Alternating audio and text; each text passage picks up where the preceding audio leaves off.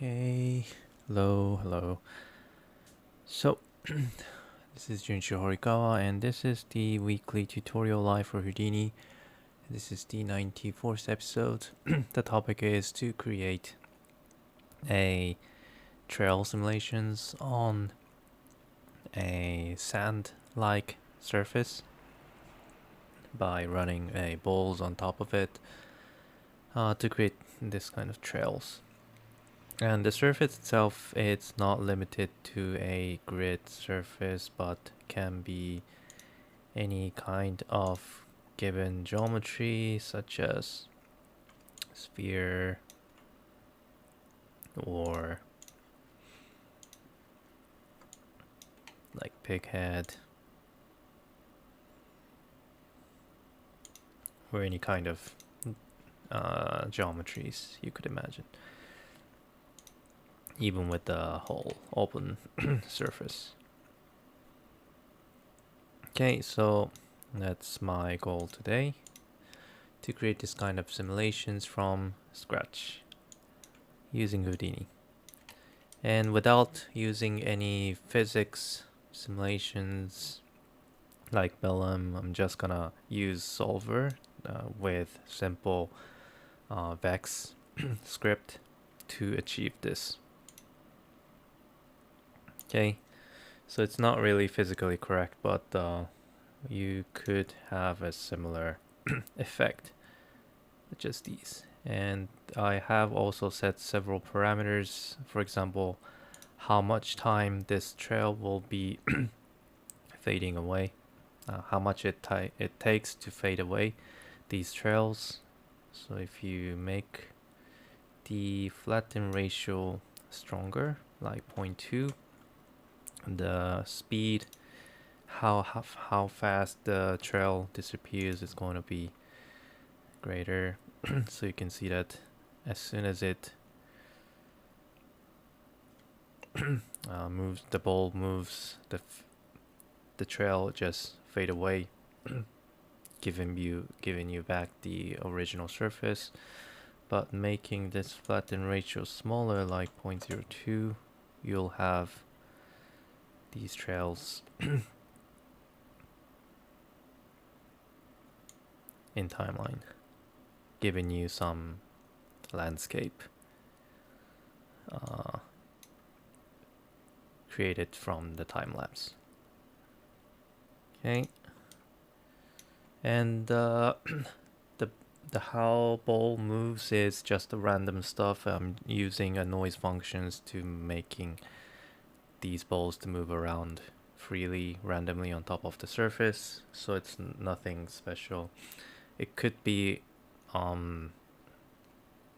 overwritten with something more controllable movement, like using a vector field or anything, but that's another topic. So for this one, I'm just gonna use the random movement, random walker functions to achieve how ball moves. Okay. So let's see how we could do this from scratch. All right, so I think it is easy to start with the grid surface, even though we want to achieve this on any given 3D surface. I think it's a bit easier to see how it works on a flat grid surface, so let's do it from that. And then we could extend it to be used for more complex geometry later on. Okay, so let's create a grid, and since what I want to do is to move the point positions on a normal direction, in this case a y direction, up and down by the existence of the balls. If the ball is close enough to the vertices or points, then we want to push down these points based on the radius of the ball. Okay, so more points we have on the grid, more high res simulations we could create. So let's make the number of rows and columns big enough to create a smooth surface, smooth curvy surface. So let's say 150 and 150. And let's also create a normal function, normal node, to create the point normal, which we could use this later to use it to determine in which direction the ball should move, or to create the rotational axis for the ball rotation and so on. So the normal information is important, I think. Okay, and the next thing I would like to create is the rest positions. Since we are going to move the point positions of this grid up and down based on the ball positions, the ball existence, we still want to make this back to the original positions by the time, using time scale. So let's say if the ball goes away from one point to another, then by setting the time scale, the time step, how much time it takes to make the pushed surface goes back to the original surface, in order to do that, we need to know the original position of the surface. So this is going to create the original position of the grid by creating the copy of point position as a rest attribute, rest vector attribute. So later on, we're going to use this one to get the original surface point positions for many purposes. One of the purposes to be a goal point positions for the surface to go back to the original positions. Okay. So what else? Let's also create a group to each of the point, just in case. Let's create the point group called surface. All right. So I think this is enough for the preparation for the original surface to move the balls around. Now, next thing I would like to create is the actual ball point position, the ball positions, which is going to move around on top of the surface. So let's create that by first of all creating a scatter node to a surface. And let's create that from this normal node so that the point created on top of the surface will have the copied normal direction, like this. Okay, which can be used to determine the axis for this ball's rotation. Okay, now that number of balls right now is a bit too much, so let's make this a bit smaller, like let's say 20. Right. And let's also create the point group to these point. Let's name this mover or ball, any name you want. Gonna name this mover.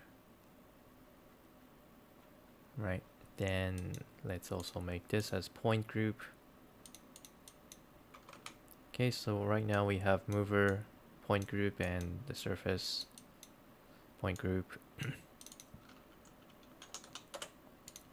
And for the ball points, which have the mover group, I also want to give additional attributes such as the size of the ball, or the initial direction, the velocity of the ball, in which direction should the ball go initially, and also a up vector which is going to be used to determine in which direction the ball is being copied or a ball being directed. Okay, so for the initial velocity, I could just use point wrangle and let's say initialize Okay, so first of all, the initial direction could be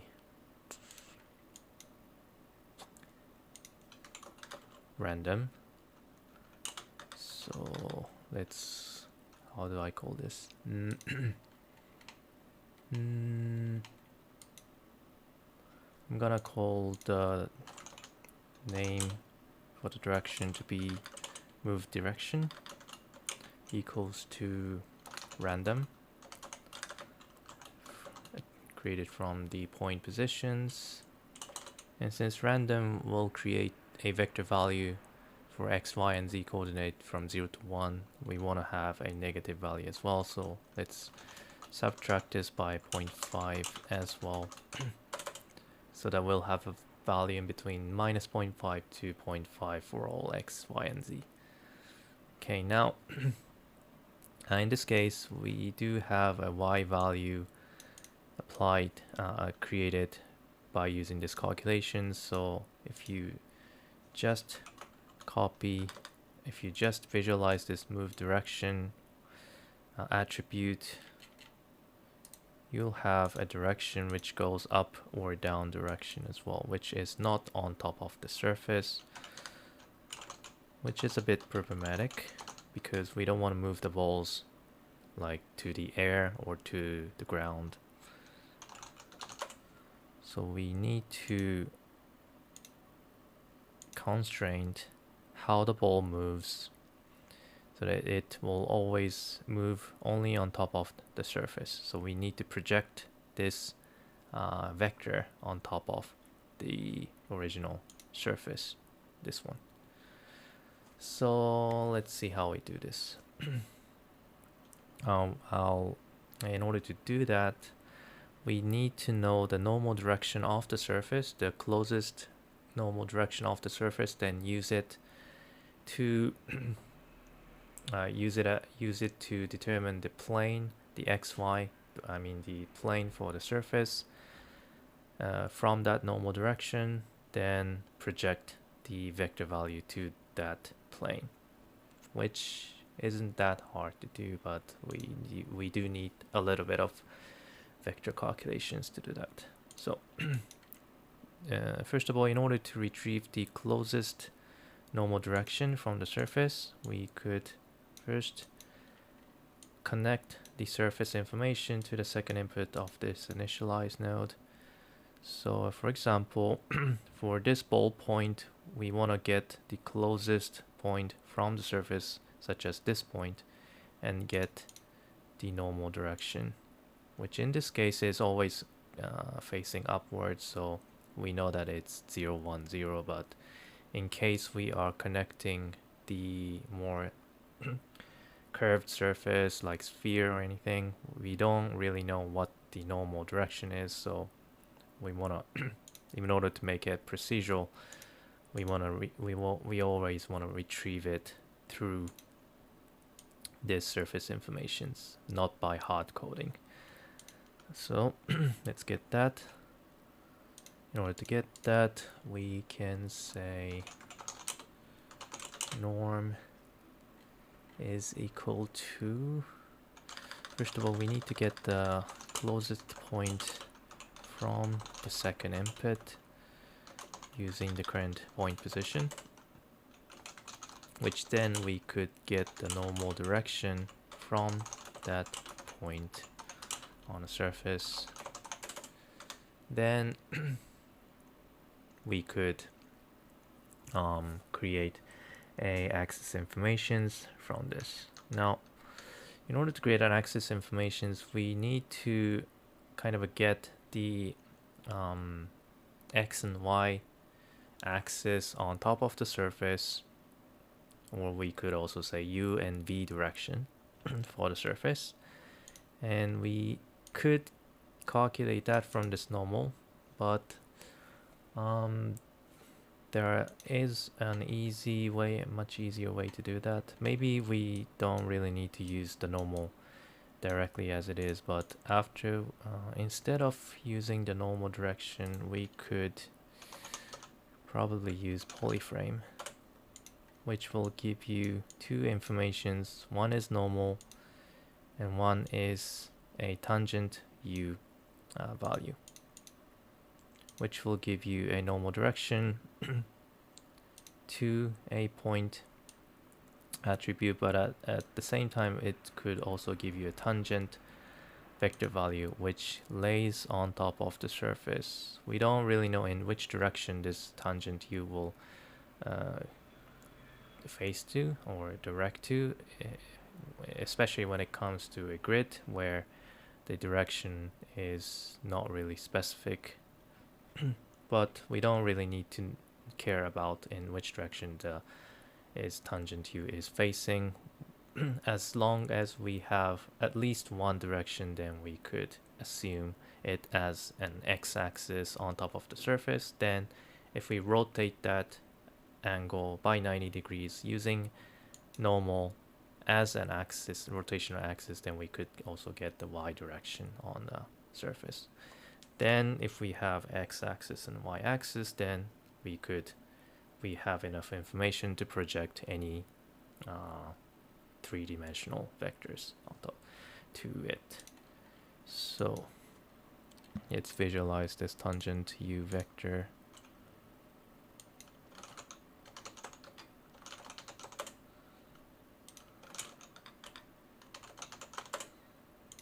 See in which direction it's facing to. Let's make it red. And as you can see, it is facing on top of the surface. It is directing to some direction which is aligning to the surface. So this is good. All right.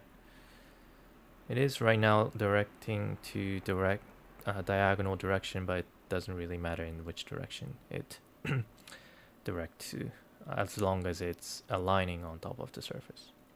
Okay, so let's reconnect it instead of the normal.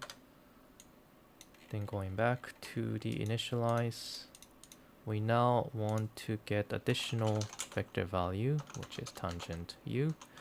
Or we could directly say x-axis, the actual attribute that we want to get is the tangent u. Okay, now in order to calculate the y-axis value, we want to rotate this using this normal as an axis. So let's do that by first of all rotating the matrix, identity matrix, by 90 degrees using normal as an axis, then create y-axis.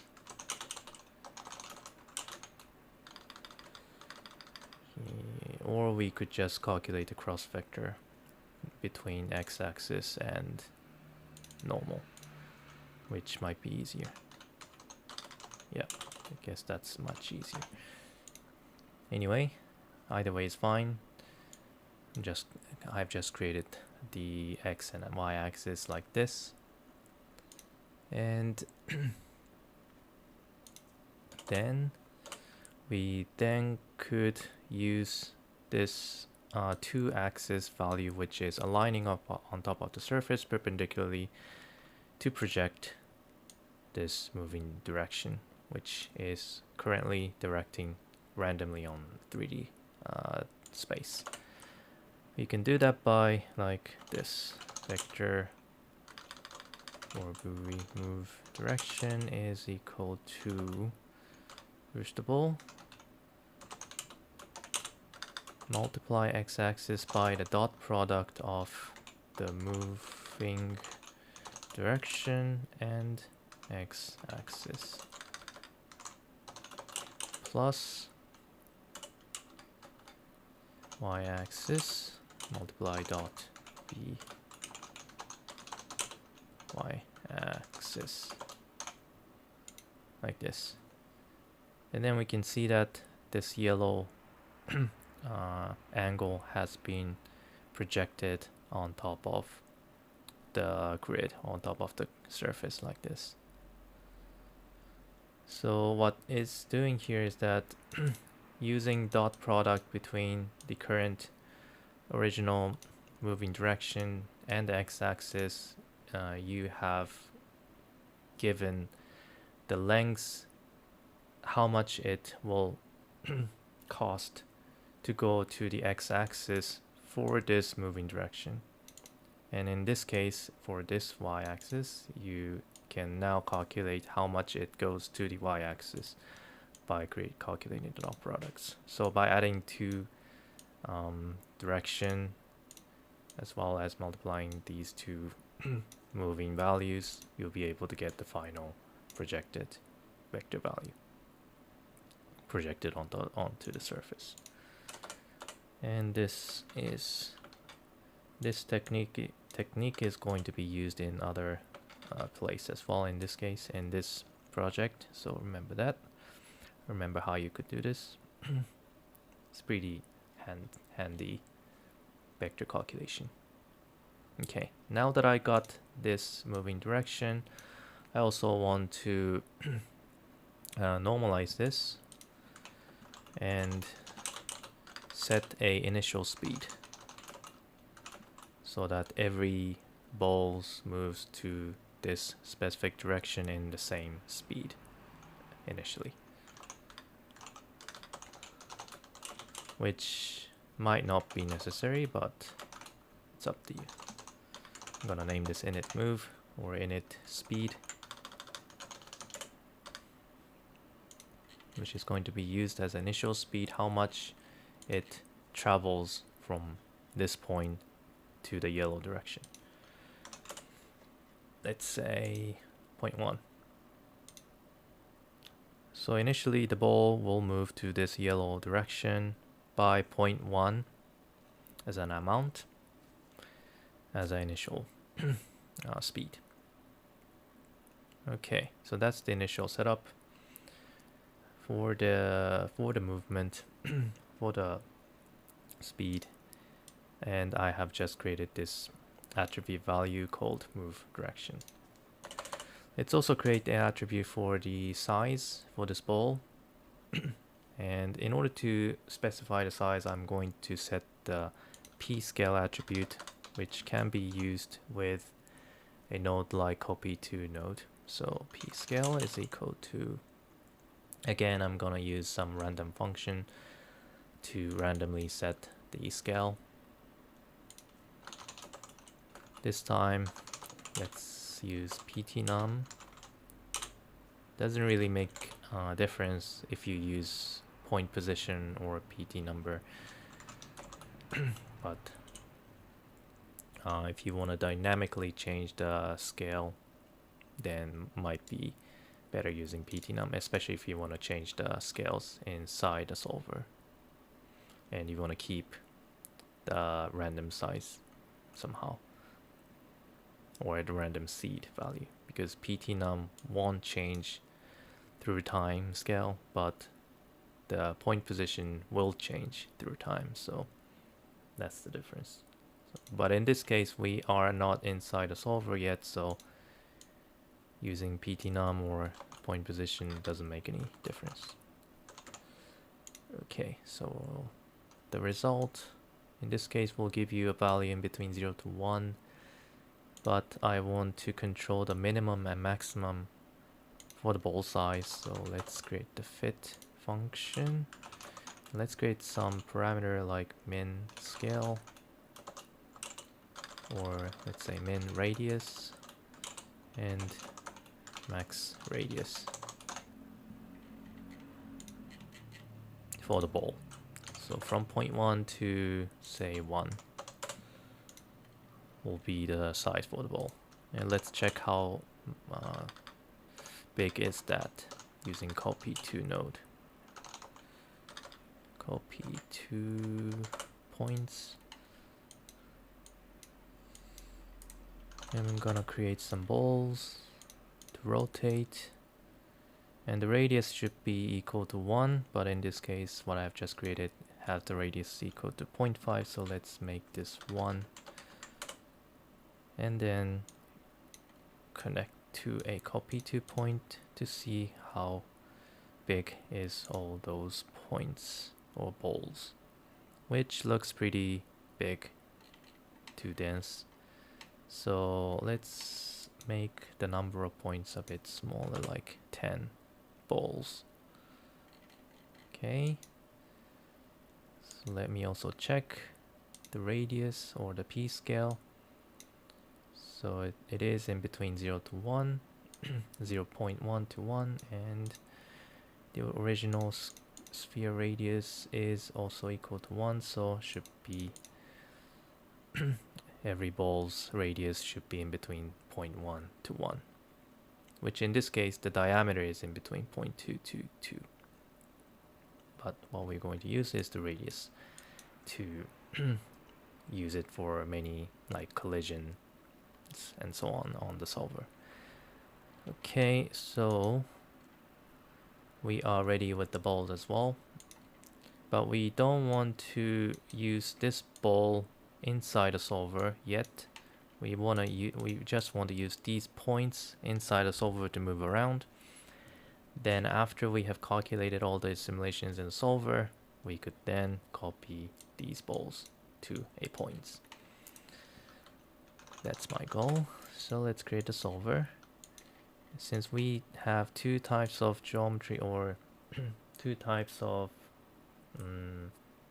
information, one is the surface, which we want to move the points or balls on top of it, and actual point position for the balls to move around.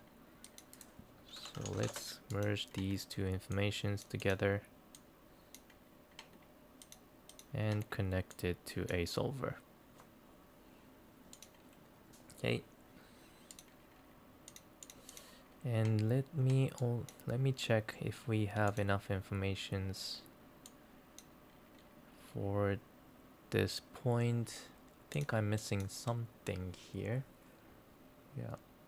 Okay, I realized that what I am missing is the up vector. In order to be used with this copy 2 points. The up vector is needed or necessary in order to determine the rotational movement, in order to create the rotational movement to a sphere. If you look at the examples that I have, you can see that if I play it, the ball is rotating. Not just sliding, but it's rotating. I want to create this kind of effect. So in order to do that, you need to control both normal direction to the ball points as well as the up vector value to the points. By controlling these two vector informations to the ball points, you'll be able to create this kind of a rotational movement. Okay, so that's the reason. And to do that, actually we could just copy this tangent u value that I've been created on the surface, which can be used as an up vector to this point, ball point. Current ball point have already a normal direction, so what we need, actually we do have a tangent u copy to the ball point, so we could just copy this tangent u as an up vector. So just do like this. Up vector is tangent u, and that's it. Should do it. And anything else? I don't think we need to do anything else anymore. As initializations, I think we are ready to actually calculate the trail inside the solver. So let's go inside and let's see where we need to start off. First of all, we actually need to, in order to create the trail, we do need to make those points move around, those ball points to move around on top of the surface. So let's create that part first. First of all, I am going to split the two informations that we have. One is the ball, which have the mover group, and one has the surface. And let's connect it with the null node. I'm gonna name this ball. I'm gonna name this surf. Okay, I think I'm missing the surface. Okay, here it is. So the first thing I want to do is to move this ball point positions randomly.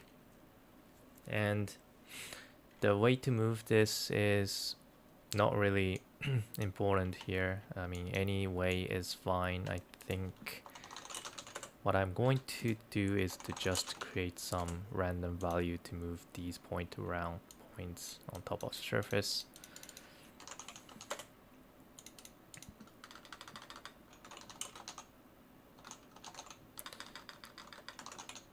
Ball move. Okay. And I'm gonna use the point wrangle to actually move the point.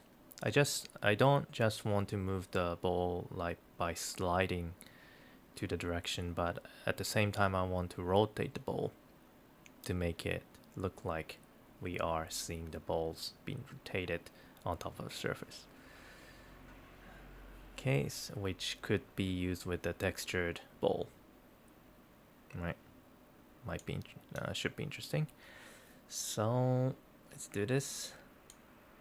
My plan here, in order to how I am going to move the ball, is to use a random or noise vectors as a accelerational vector value to add it on each time step. Then also constrain the maximum velocity by some value. Then based on those velocity, want to dynamically let those balls move around on top of the surface. And when it reaches to the border of the surface, I want it to bounce it to the opposite direction, as well as if when it touches other balls, I also want it to bounce it back to the opposite direction. So we do need to create two types of collisions, one for the border, one for the other balls. We also need to make the random walker functions. Let's start by creating a random walker functions. First of all, creating a random accelerations based on the noise. Okay, so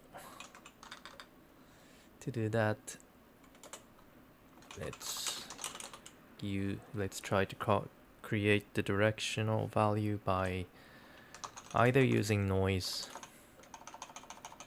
or curl noise. I will try to use curl noise in this case, but let's see if it didn't really work well. I'm gonna switch it back to something else. Now, in order to use the curl noise, we need to have a seed value, which it has to be vector 3 or vector 4. I'm gonna create a vector. Let's see. Let me check the documentation page.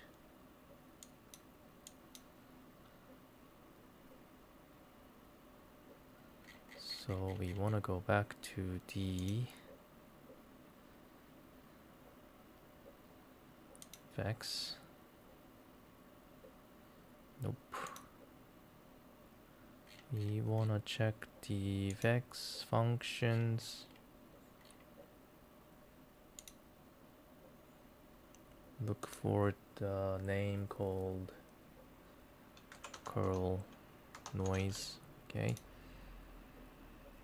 So we have vector seed or vector 4 seed. Right now we are working on 2D surface, so using vector should be fine by giving x and y as a x and y positions or x, z, and positions. And for the z value for the seed, we could use a additional time value, but that's only for the flat plane. If when it becomes more three-dimensional geometry like 3D sphere, I think we should use the latter one, vector 4, using XYZ for the positions and T for a frame value. So even though we are right now working with the flat plane, I'm gonna use this seed instead. Alright, so vector 4 seed is equal to first of all a point position X, point position Y, point position Z, and for the rest value frame. Alright, now although this is pretty much okay, I think the speed, the smoothness or the speed is a bit too fast. I mean, gives you two randomish values in this case. We wanna reduce the distance between the point position to create a more smoother movement value. In order to do that, we need to multiply each of those coordinate with some value, constant value. So let's create that. How do I call this? First of all, smoothness. So let's call this Fs. And the smoothness can be multiplied to both X and Y and Z. For the frame, we are going to multiply with another value like speed. So let's call this P.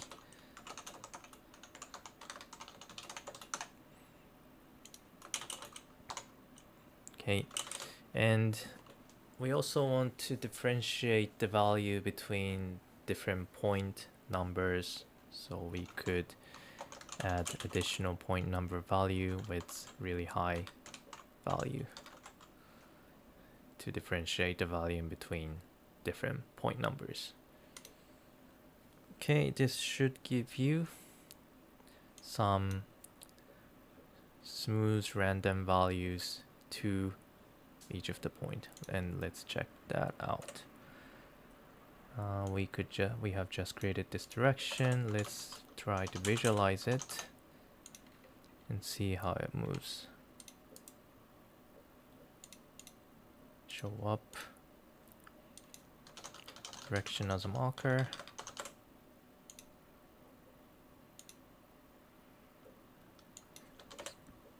Okay, and if I play this, okay, nothing happens. I think I am missing something, which is the smooth value and speed. So let's make this 0.1 and 0.1 to see the difference.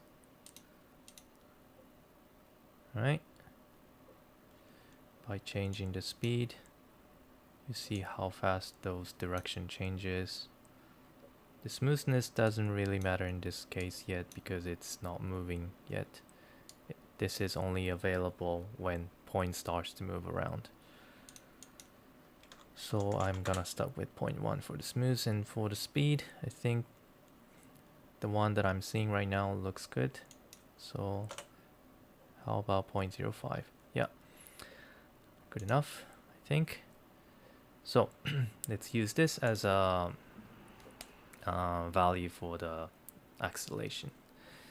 Now we have created this base vector value for the accelerations, but as we can see, this vector is not aligned on top of the surface. So what we need to do now is to align back again to this surface, so that meaning we need to project this direction to a surface so that the actual moving direction of the ball is on top of the surface. Okay, So to do that, what we need to do is to go back and copy what we have done inside this initialized value, which is somewhere around here. This is how we have rejected the vector value. Or we could create it as a function so that it's much easier to reuse it.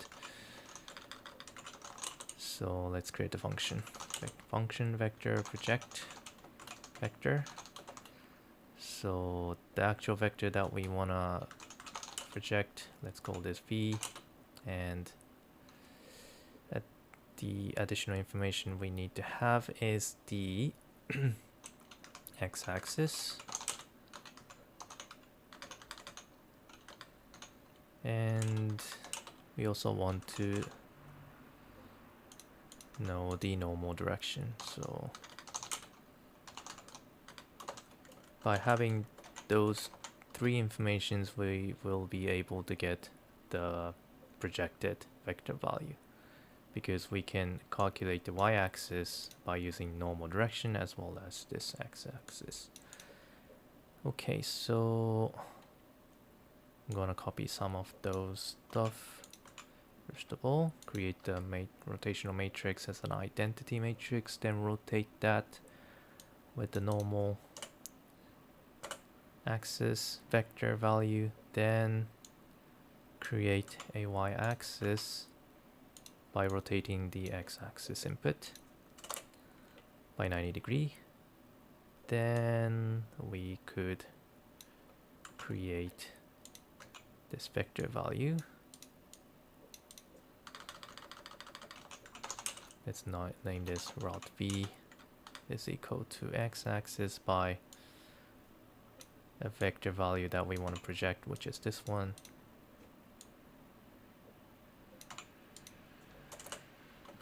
And this is the result that we have got, and that is the one that we want to return.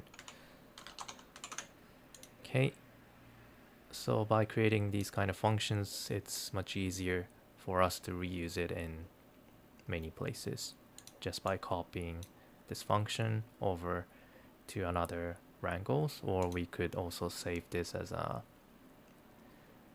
.h script file externally and import it back to Houdini from anywhere. Now I won't do that, but I just going to copy and paste these functions.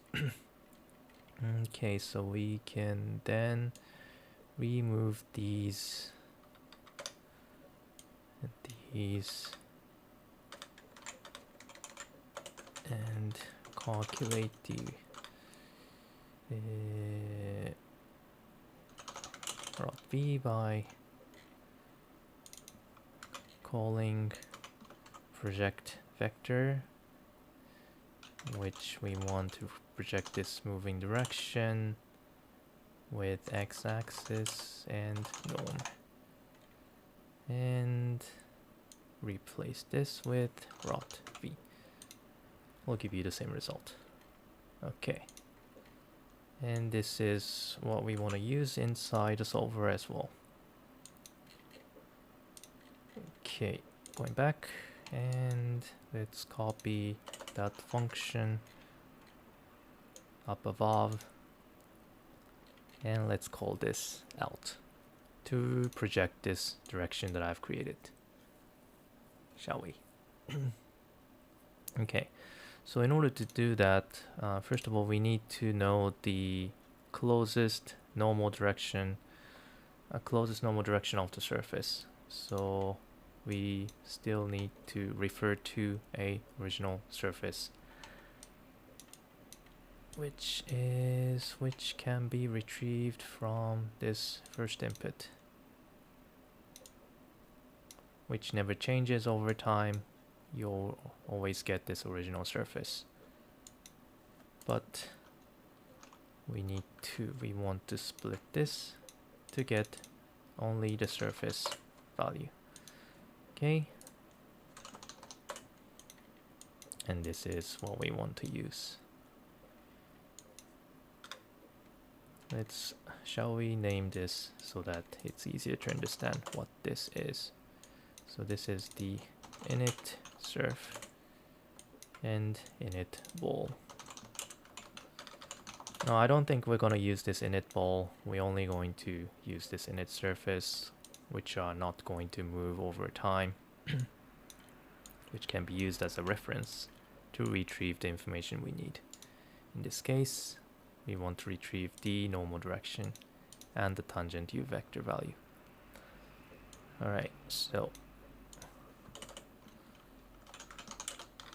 first of all, let's get the closest point number from the second input, just like we did previously. And let's get the normal direction.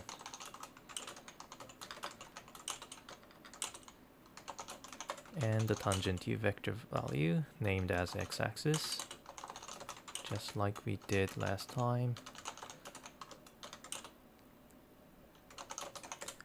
Then we could calculate the projected vector value to a surface. Vector projected position is equal to, or projected direction, so P direction is project vector a direction norm x, wait a minute, no, x-axis and norm. Alright, and let's check this out. Right, now you can see that the vector has been projected on top of the xy surface. Looks good. Okay, now now that the vector has been projected, what we want to do now is to use this projected directional vector as an acceleration value. The acceleration value, acceleration vector, should be added to the current velocity, and the current velocity is named as moving direction, move direction. Okay, so we're going to create a velocity by adding the current velocity, which is named as moving direction, plus projected direction as an acceleration value. Okay, and this newly created velocity value is going to be used to move the ball toward this direction. Although by adding acceleration value for each time frame, there is a chance that the speed going to be too fast at some point, so we need to limit the maximum speed of this velocity at some value. So let's also do that by limiting the length, the size of this vector value, this velocity vector value. So to do that, I'm not sure if there's a way to limit the size or amplify the size of the vector value. Let's see. If not, we'll do it a bit harder way.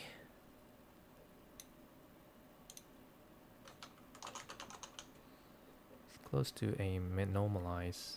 Probably we might be able to use minimum, maybe not.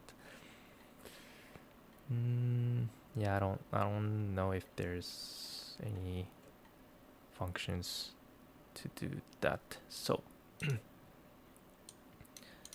just gonna go like this. First of all, create the normalized velocity, which will give you a length of 1 to this for this velocity, then multiply by the length of this velocity, which will give you the same result, the original result, but what we want to do is to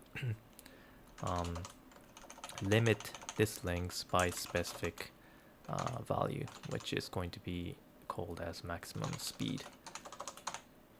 How much ball could move as a maximum speed.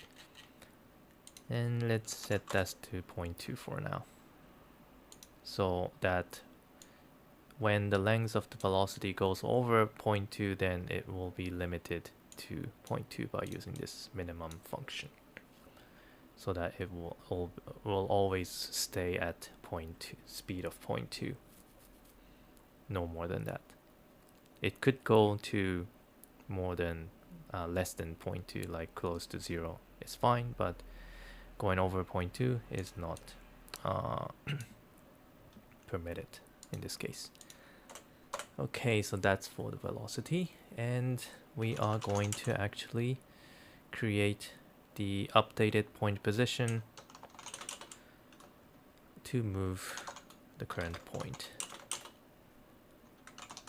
by adding the velocity to this current point position. Right, and let's visualize how it moved. Okay, and we are going to hide this, and instead we're going to show up the move direction. Okay, so I'm going to comment this out and see how the point has been moved. So previously the point has been here, then the point has been moved to this direction.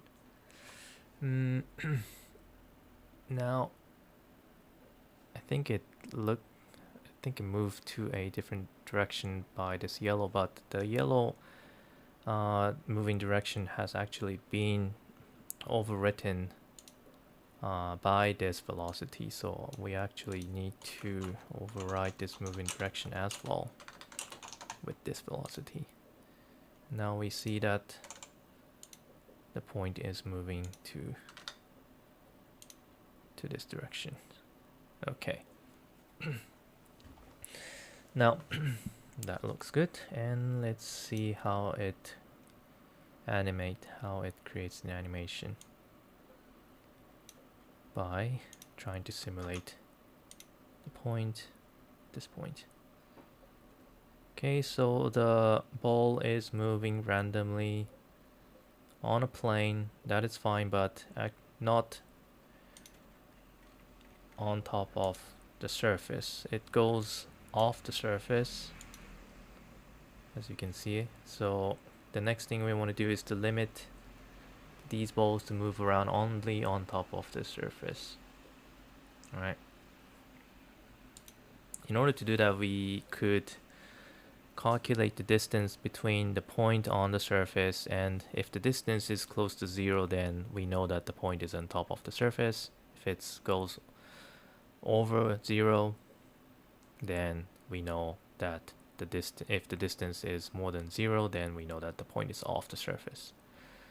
So that's one way to determine if the point is on or off the surface. And if it's off, then we want the point to go to the other direction, to go back inside the surface. Okay, so that's what I want to create as a boundary function. So in order to do that, we know that this t-pos that I've created, the t-pos vector variable, is the updated point position. What we want to do is to check if this point position, updated point position, the ball updated point position, is actually inside or outside the plane by checking the minimum distance. Okay, so that's what I want to do next. Alright, so to do that, we need to access to the initial surface geometry, which I have already connected to the second input, this one. So what I just need to do is to calculate the distance between the point, the updated point position, and this surface, and see if the value is close to 0 or not. Right, let's do that. And to do that, I'm going to use the function called xyz distance. And to use this, we need two parameters. One is the primitive number and one is the UV. And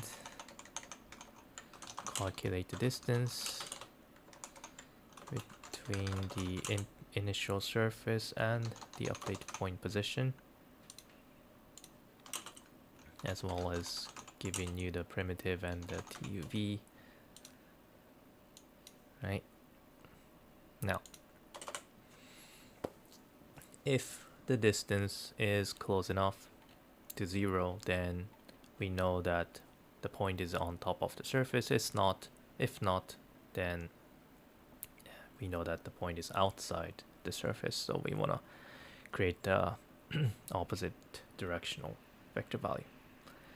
So let's create that kind of conditions here. First of all, if the distance is small enough or big enough, let's say it's big enough by some value, some checking value, then we want to create the opposite direction value for this moving direction. Now, in order to determine how much values we need to input here, like, is it okay with 0 or 0.01? I think we could use this speed as a guide, since for each frame we are adding 0.05, an acceleration value, to a moving direction. I think we could use this as a guide to determine the minimum stepping value or checking value. So we are going to refer this, which is called P here.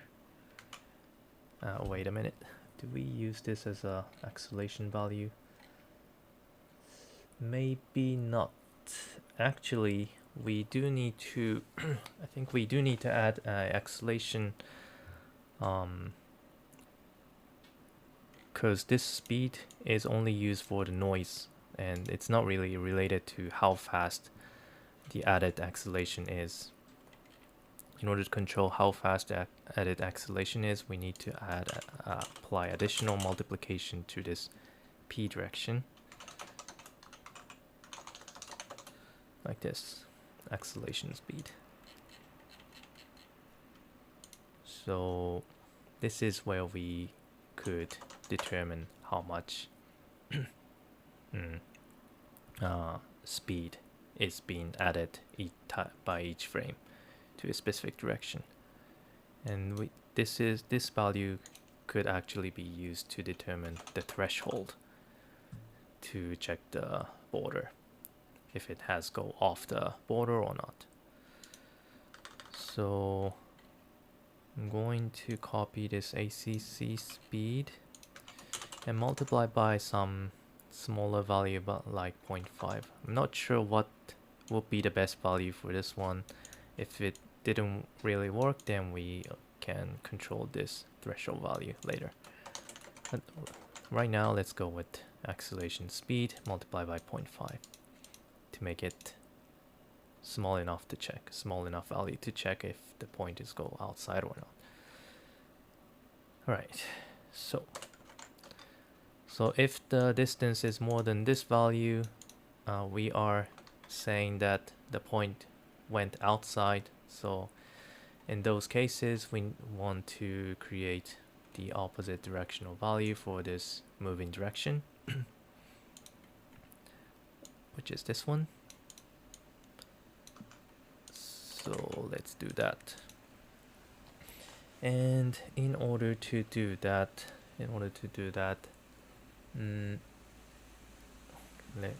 I think in this case I need to write some sketch to clear my mind how I'm going to do that, because you do need to do a little bit of vector calculations for this, which is might be a bit complex. I don't know. Let's see. So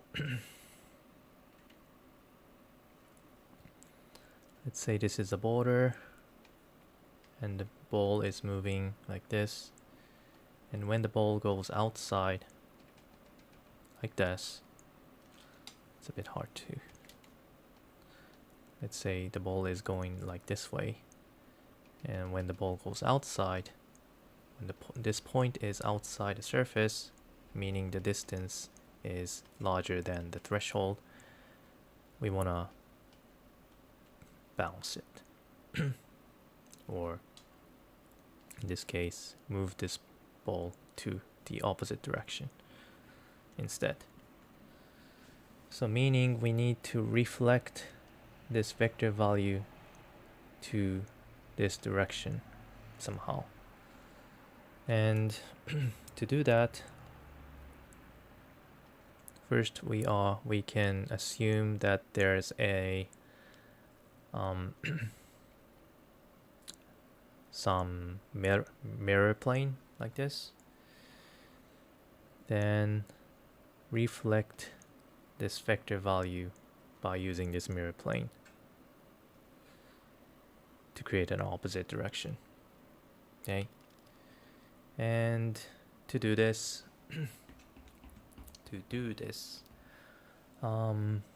we need to do some vector calculations for this. And the way that I'm going to calculate this is similar to what I have done with the projection. So first of all,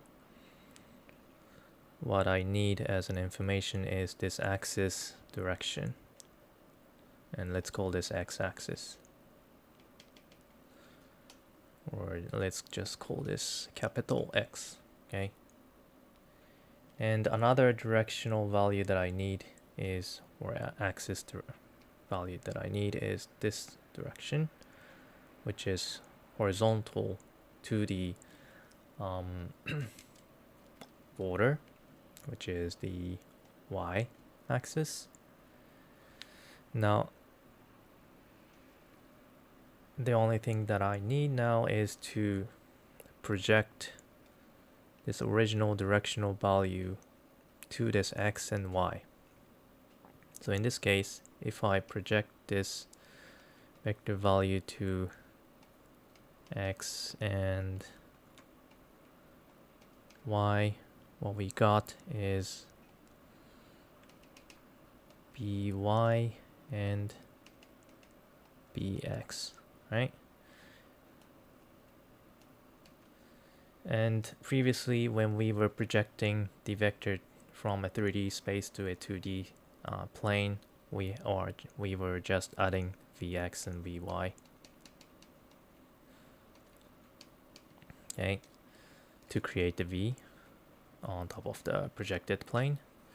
But if we want to reflect like this, then what we could do is to, in this case, if this is the x-axis, we can, what we need is actually a direction in this direction.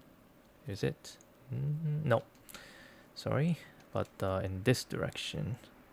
Wait. It's a bit confusing, is it? The actual direction that I want is this direction instead of this. Okay, so this can be retrieved by adding by as it is, but adding negative bx, because as you can see, it's going to the negative direction. So by minus bx will give you a reflected vector value in this case. And that's it. You'll be able to get the reflected vector value using this equation. Easy as that. Let's see how we do this. Okay, so in order to do this, just like we were doing with the projection, well, we could create another function to do the reflection. And to do this, we need a axis, x-axis, as well as the normal direction. In this case, x-axis and y-axis, I guess, what we need.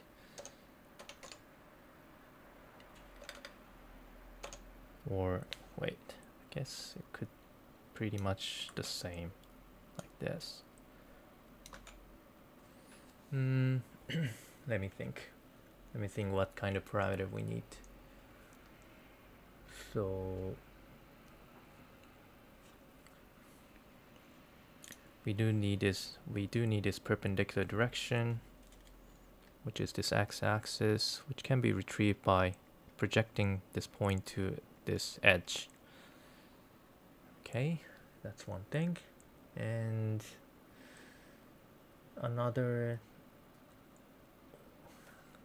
in order to create this y-axis, we can calculate the cross product between the x and the normal. So yeah, we still need to know the normal direction.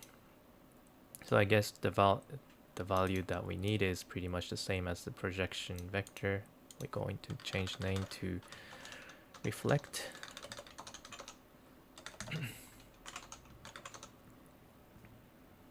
Okay, and okay, instead of using matrix rotation, I'm gonna use cross vector, cross product instead, which will give you the same result. I think it doesn't really matter if you use rotational matrix or cross product. I think it will just give you the same result to calculate the y-axis. It's just based on your preference, I guess. So in between the x-axis and normal, and let's make sure that this is normalized to use it as an axis vector value. All right. So these three lines has been written like this, which will give you pretty much the same result. So yeah, one line maybe is much better. Okay, now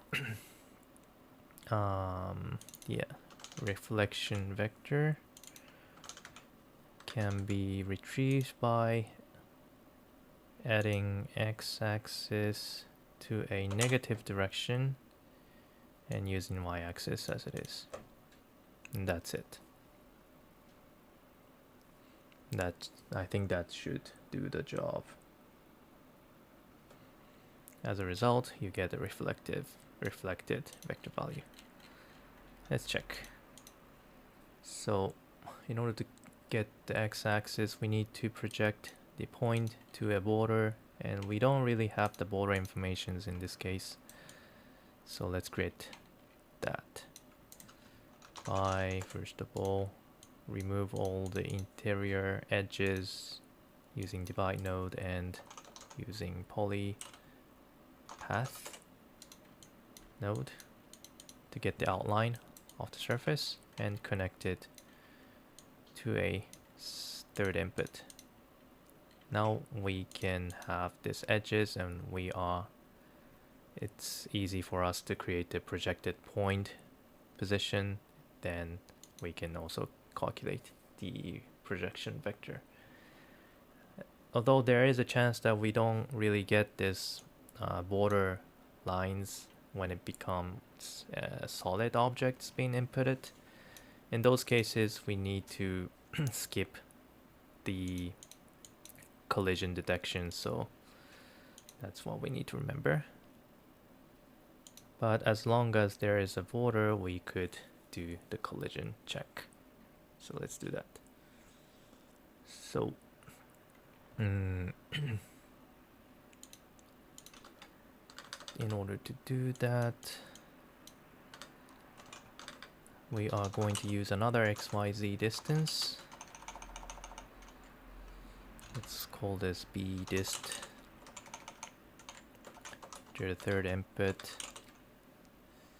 and using the current point position, give you two results. One is B prim, one is BUV.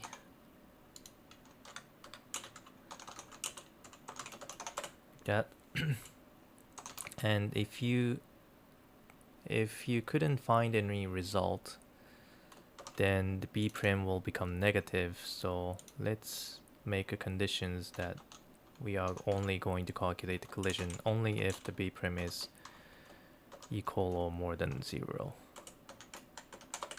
Alright. Then this value should give you some information. But what actually I need is this BUV value in order to determine the projected point position on top of the border. So bpos is equal to prim UV. We want to get the projectile point position at b prim BUV. Okay, then we could calculate the x-axis at this point.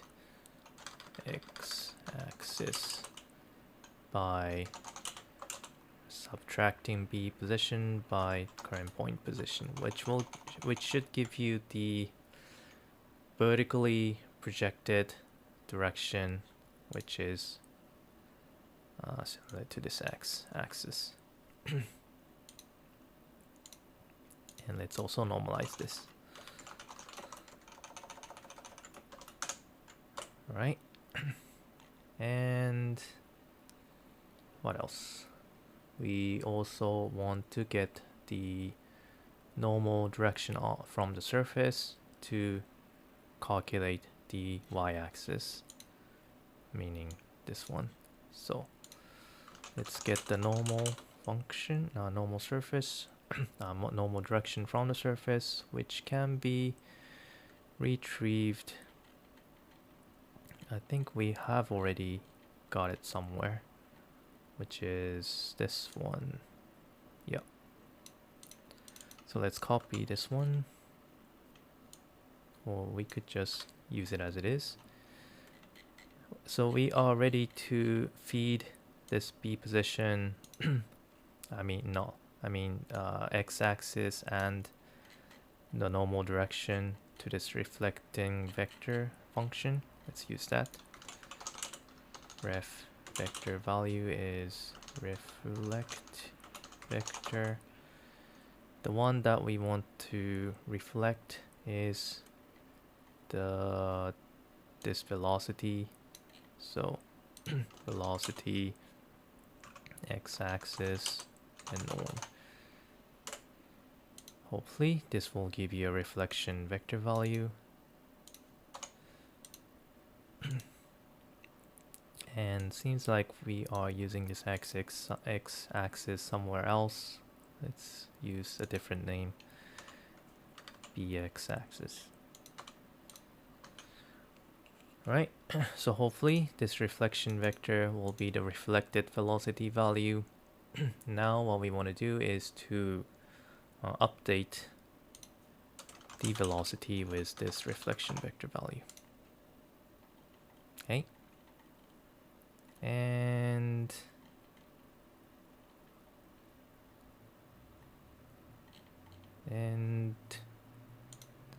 hopefully this will give you the final vector value to move the point. So instead of updating the point position to the temporal point position, I'm going to add it by velocity direction directly to see how it goes. Okay, let's also show up the surface and see how the point moves.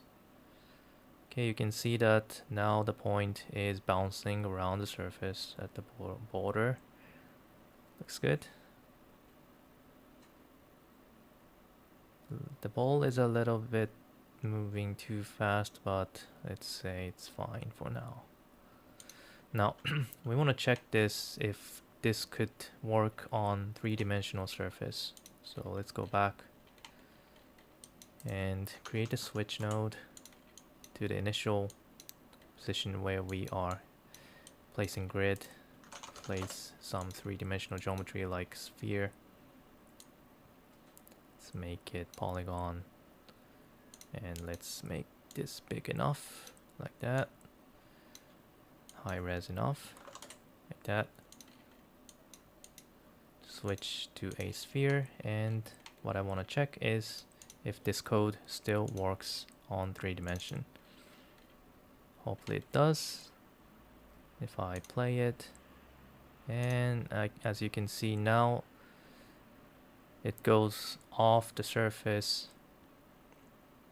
That is because there are no restrictions for the point to stay on the surface right now. So what we need is an actual additional constraints with so that the point will be restricted to run only on top of the surface.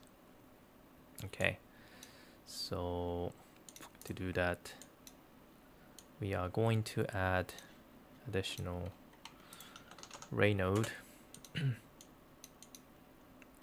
to a point as a minimum distance to a original surface. Okay, by using this, I hope the point will stay on top of the sphere. All right.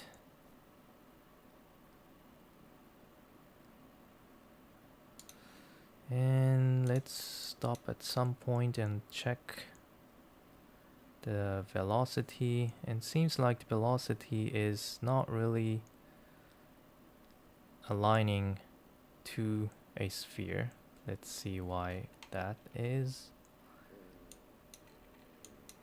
Okay, which is being calculated somewhere around here, and this one should have created the projected vector value,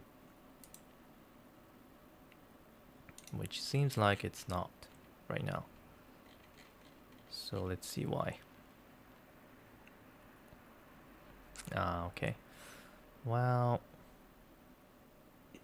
actually what we needed to project is not only this one, not only this additional vector value, but the final velocity as well. Yeah, I think. So right after I have added this projected vector to the velocity, we also needed to project this one to a 3-dimensional surface. Meaning I need to do another project vector, x-axis,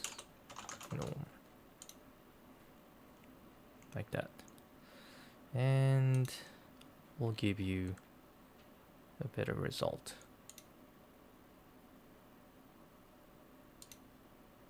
And if we look at one of the point, it's moving on top of the surface as it should. Alright, looks good. Okay, now right now this is the solid geometry, so it doesn't have any bouncing effect. So let's try it with the 3D geometry, which has some holes, which has some open geometry, shall we? Okay, I have a question. Min pause wouldn't work. I think I remember that minimum position didn't really work for the edges. It might have, but what's good by using XYZ dist is that we could also check if there is a primitive available or not. So we could create additional conditions here. I think minimum position doesn't give you that kind of information. If you couldn't find any information, it will just give you value 0 or some other value. So because it gives you additional information, it might be useful in this case. Alright, so where are we? We need to create some geometry, 3D geometry that has some holes. So let's do that. I'm gonna try with some simple geometry like platonic shape. Make it big enough. And create some holes to it by deleting some of the surface by selecting some of the surfaces.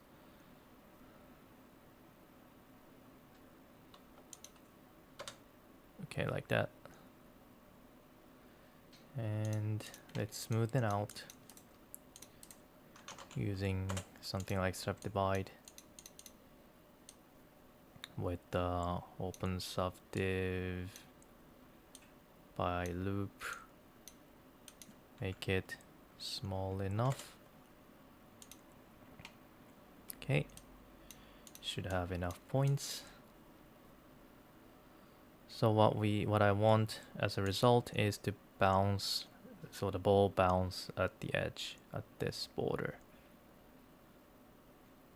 so that the ball always run on top of the surface. Let's check if this is going to work. Alright, let's see, we can't really see where the point is. It's hard to see.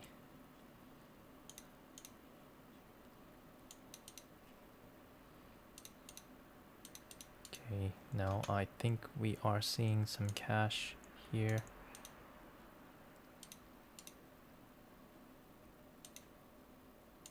Okay, and show up the surface and see if the points bounce. Maybe the speed is a bit too fast.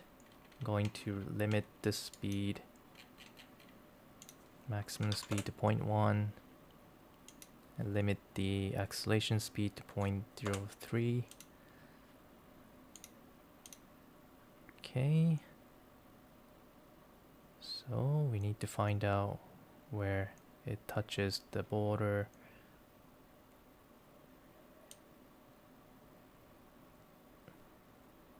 Okay, here we go. So here we have this point. It's a bit hard to see where that is. Let's make the point scale a bit bigger. Okay, so here it is. If I play it, you can see the point has bounced on a border, even on top of the 3D surface. So, looks good. I think it is working. The boundary condition is working. Never goes off the surface, and it always bounces on the border. Alright. So the collision looks good. Collision between balls, I'm gonna skip it to the next step, but instead the next thing I'm gonna try out is to actually create the trail for the sand surface. Okay, because I'm currently pretty much satisfied how the ball moves. I think it's time to actually check how we're going to modify the surface itself. Just this one. Okay, and to check that, we're going to go back to the flat plane because it's easier to check. Okay, and let's see how I do this. Right, so I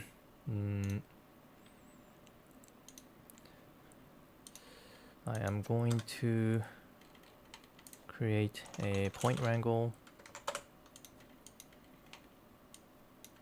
and name this sand trail, which is going to be the main Vex script for today. Alright. And I'm also going to merge all these back together to make it as a final output value. Alright, so let's see how we do this.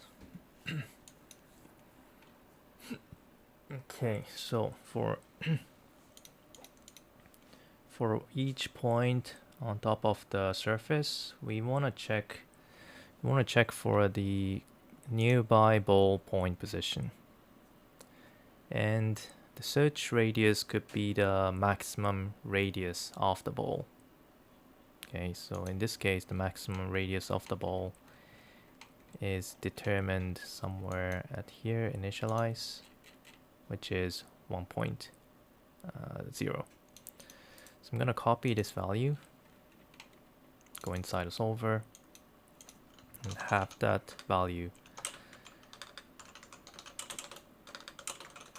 to check if there are any balls within the radius of this maximum radius from each of the point on the surface. And if there is any, we are going to calculate the distance between the point and the ball. And if it's close enough, we're going to dig the surface really deep. If it's a bit far, then we're going to make the depths of the digging a little bit steeper. Okay. And how much we dig the surface can be calculated by some wave function like cosine, or trigonometry like cosine or sine. So the goal, what I would like to do is to do some calculations. So let's say there is a ball somewhere top of the surface, and you calculate the distance. You pick each of the point on the surface,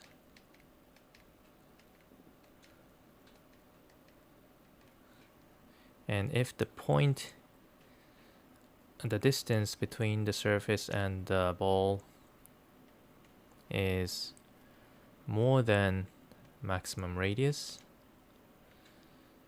and this could be a radius which is less than maximum radius.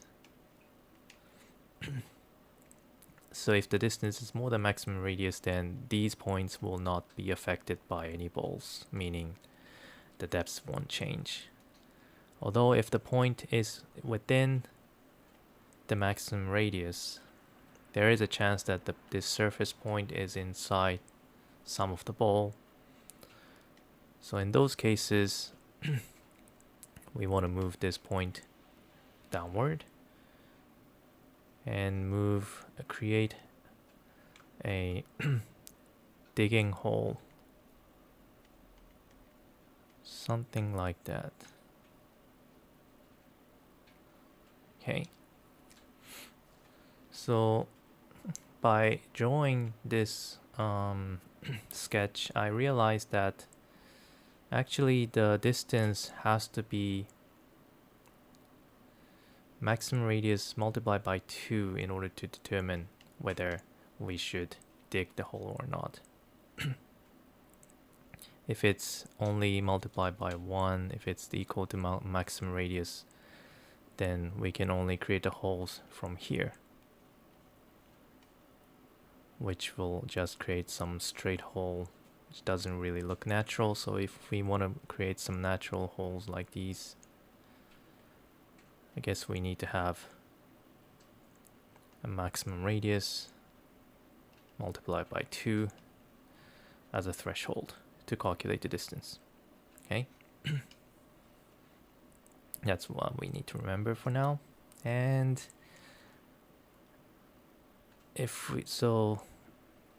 actually those surface points are the one that we need to move based on this distance value. So we could somehow change this distance value to a height value, how much it goes down to the negative normal direction. If it's the normal direction, so this is the negative normal direction by h. So somehow we need to remap this to an h value, and the d is the distance is in between 0 to maximum radius multiplied by 2. Okay. So what I think I could do is to remap this to a angle value for the trigonometry, such as from 0 to pi, which means 0 to 180 degrees. And if we use it with a cosine value, then the value is going to be in between -1 to 1. With the curve something looking like this, -1 to 1.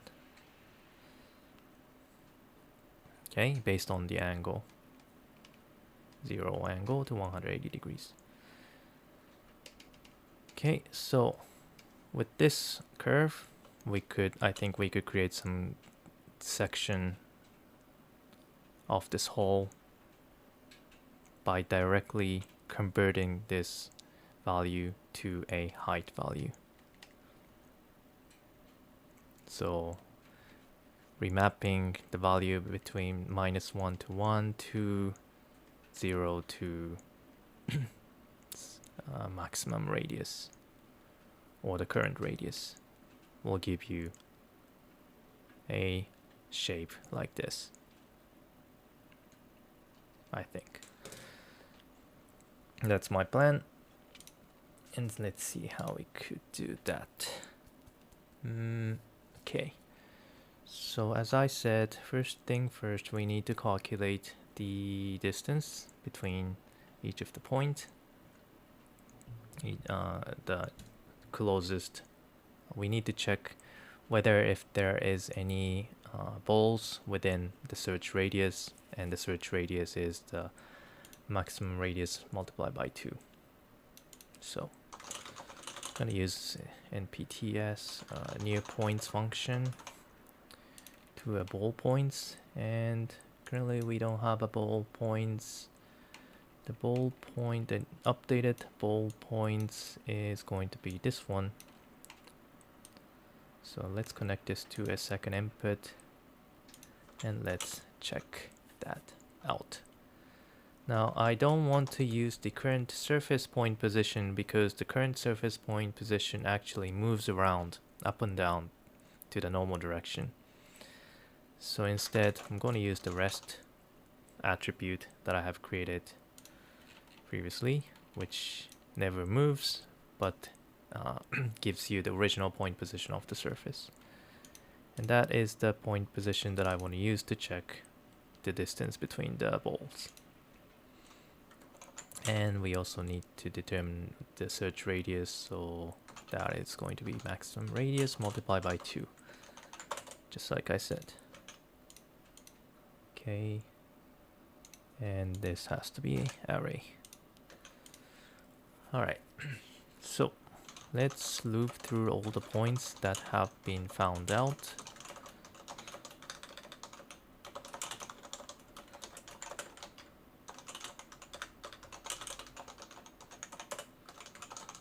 And let's also get the point position so that we can calculate the distance. Okay, let's calculate the distance between the current point position and the position of the balls. Right. Now, first condition. We do know that the the distance is less than maximum radius at this point, because we have used this near points using maximum radius multiplied by 2 as conditions. But each ball has different radius actually, and we can get that information by accessing to a p-scale attribute, which is actually a radius for each ball, which is less than maximum radius, right? And that is the actual value we want to use as a condition to calculate the actual moving height. In this case, h. Right? So we're going to give additional conditions here. If the distance is less than this radius multiplied by 2, only then we could move the point to a negative normal direction. Right? Now at this point we can now convert this distance value to an angle from 0 to pi, just like this. So let's do that. Angle is fit the current distance, which is in between 0 to radius multiplied by 2 to 0 to pi. Okay, so I have just remapped this distance value to an angle value, which is in between 0 to pi. Now I can calculate a trigonometry value by using cosine with this angle, which will give you a value in between -1 to +1. I want then remap it between 0 to the actual height value, which should be the radius of the ball. Okay. And this value itself is going to be the value that we want to move the point to a negative normal direction. All right. So let's see. And although there is a chance that the surface has already been moved by some past balls or bigger balls nearby, so we don't want to override the h value, the height value, if the depth is deeper. Then, and this value that I'm just calculating right now is shallower, smaller, then I don't want to use this value, but instead just keep the deeper hole or deeper digging value or depths. So in those cases, we need to check if this value is deeper than the current depths. So in order to do that, we need to calculate how deep is the current condition. Okay, and to do that, what I could do is check the distance between the current point position and the rest point position, which can be calculated outside the loop. So let's say depth is like this. So this is the original surface point position where the surface has not been moved yet.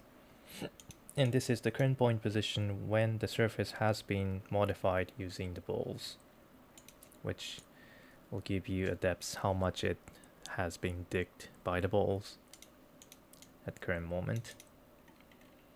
Then we can check the we can update this depth by checking the deeper value, by using the deeper value. So depth is maximum between the depth and the value.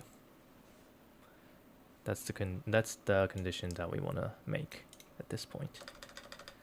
So that for each loop, we're going to look for the deeper value, and if the value is deeper than the current depth, then update depth by the bigger value that I've created using the ball position and the radius.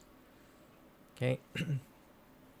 Now, after all the calculation has been done inside the loop, we are ready to use this to actually move the point position to the negative normal direction by this length or depth. And to do this, we do need to know the normal direction for sure, and we don't actually have that information yet. So let's connect again the initial surface geometry, this one, to the third input and retrieve the nearby normal direction by, first of all, getting the nearby point,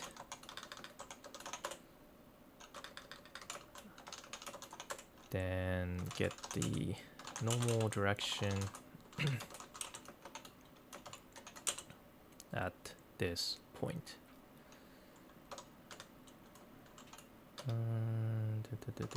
Yeah, like that. Then we could now update the current point position by starting from the rest point position, subtract by the normal direction, multiplied by the depths. And let's see how it goes. Yeah, now we see some kind of a hole here being created by the size of the balls. Now I haven't visualized the ball yet, so I'm not really sure if this is correct. So let's check that out by going outside the solver and place some corresponding sizing sphere to those moving points. I'm gonna use another split, get the mover point value, copy the sphere to that point position, and merge it with surface. Probably recalculate the normal for that surface. Okay, like that. And I can see that doesn't look that bad. How the ball have created the holes doesn't really look that bad, I think. And if I move the ball, oops, what is going on here? If I move the ball, I can see that the ball is creating these trail just like I want it. There is some weird conditions happening here where ball is not really bouncing. Let's check why that is. Okay, it's around. Okay, it's around here.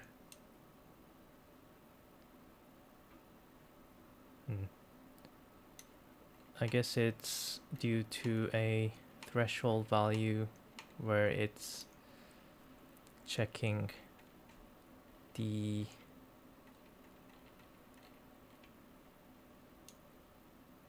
if the point goes when outside or not in this case. So yes, we need to change some of the value here. Let's see if I change this to 1 and see, or maybe 0.7. See if it changes anything. Nope. Probably smaller, 2.5.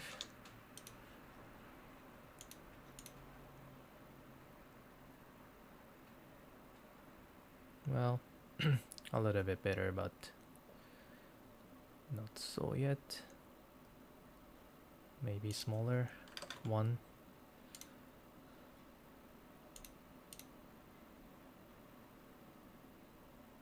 Okay, better, I guess. Yep.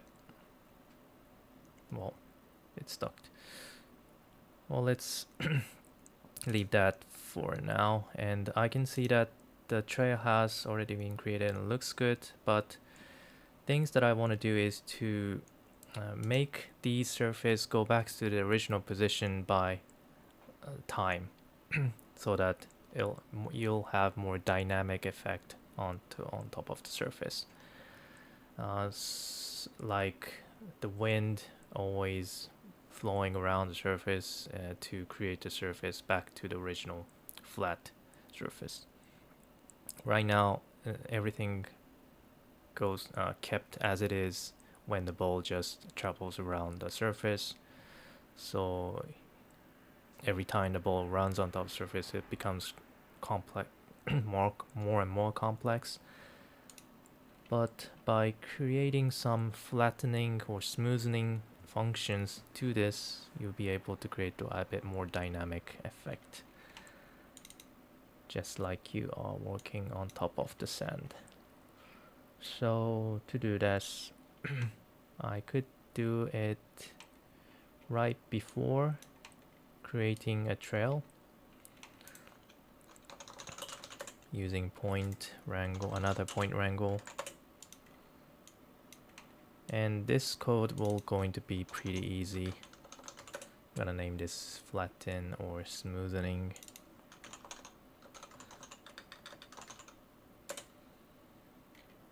By lerping from the current point position to the original point position by some time value. So move the point from the current point position to the rest point position by some kind of flattening ratio. Okay, and if I make this 1.1, you can see that slowly you'll have a flattening effect being happening to the surface. But if you make it really low value like 0.01, you'll have more trail available. Create more like a dune-like shape. If you make it really big, as soon as ball moves, all the other surface becomes really flat. That's also interesting. I'm gonna keep it as 0.1 for now, and see how it looks like in 3D. You can see maybe a little bit smaller, like 0.05. How's that? Yeah. Looks good. So I'm pretty satisfied with how the dune being created by the balls and how the ball moves, how the ball bounces on the border. Now things that I'm missing right now is, right now as you can see, the ball is not colliding to each other, so it just penetrates to each other. So that's one thing I think I can fix. And also how ball moves. Right now the ball just slides as it is. It's not really rotating like the ball should do. So I also want to create the rotational like motion to these balls based on in which direction the ball is moving to. Okay, so those are the two things that I want to apply to this effect or solver: the ball rotation and the ball collision. Let's start with the ball collision, shall we? Which is pretty similar to what we have done with the border. Okay, so going back to the ball move point wrangle, we could add another conditions to check if the ball has touched other balls. Okay, so only if it didn't touch the border, I'm going to search whether the point has been touched to other balls. In order to check whether the ball has been touched to the other ball, we could think like this. If this is the surface, if this is the ball points, and each ball has different p scale, meaning it has different radius like that. Okay.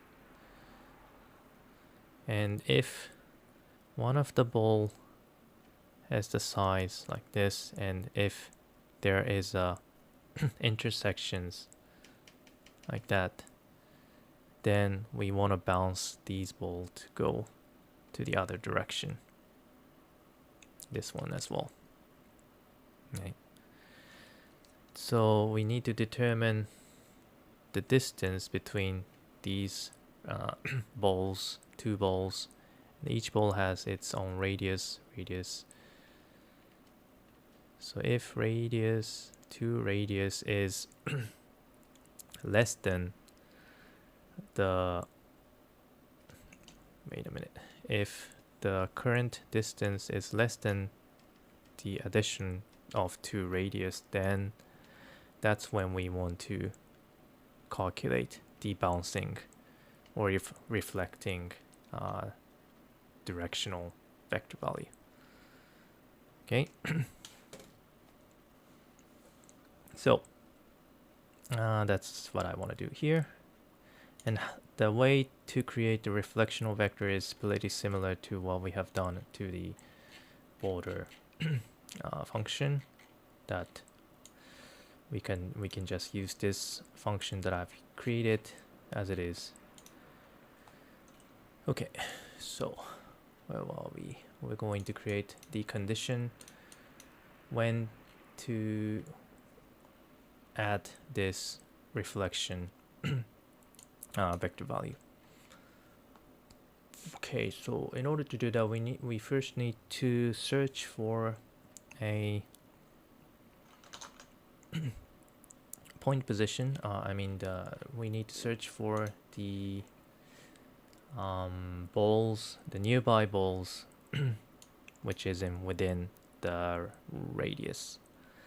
The max, in this case, a maximum radius multiplied by 2, I think.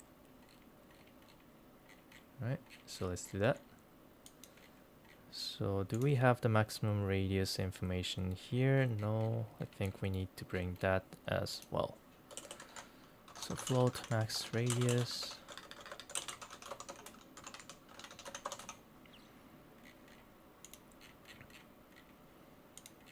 And I think we were using it somewhere around here. Yeah, this one. So I'm gonna copy this value and paste it to here. Alright. And then search for a nearby balls. Right here.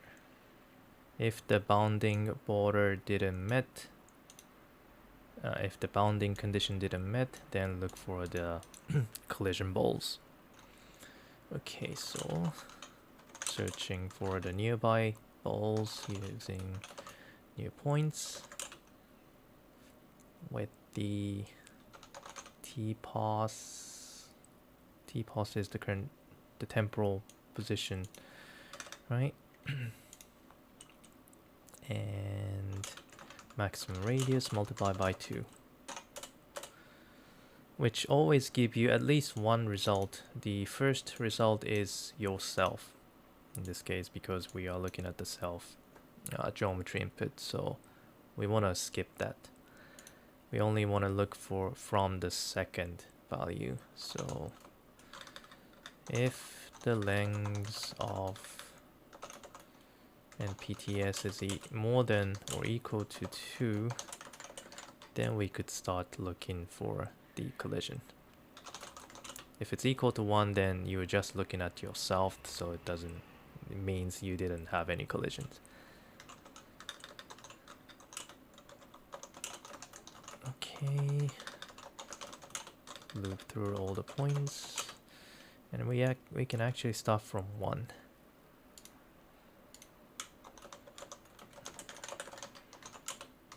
Like that. And so what kind of information we need? First of all, in order to calculate the distance, we need to know the point position. So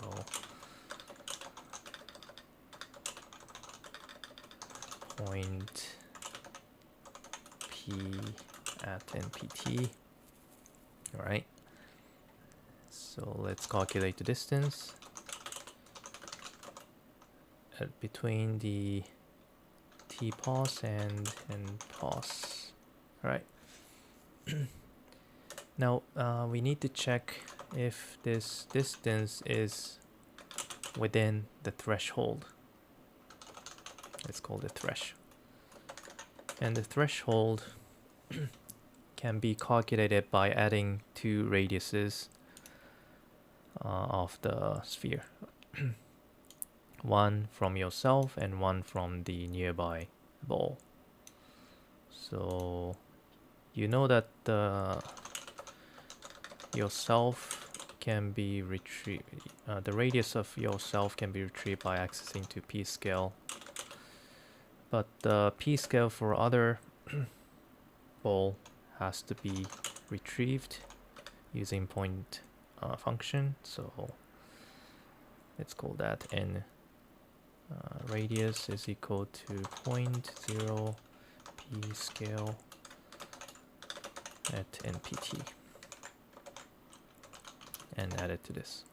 So this is going to be the threshold value to check, and only if the current distance is smaller than this threshold, then that means the two balls are colliding to each other. So that's the condition where we want to create the reflectional velocity value to be used to moving to the opposite direction.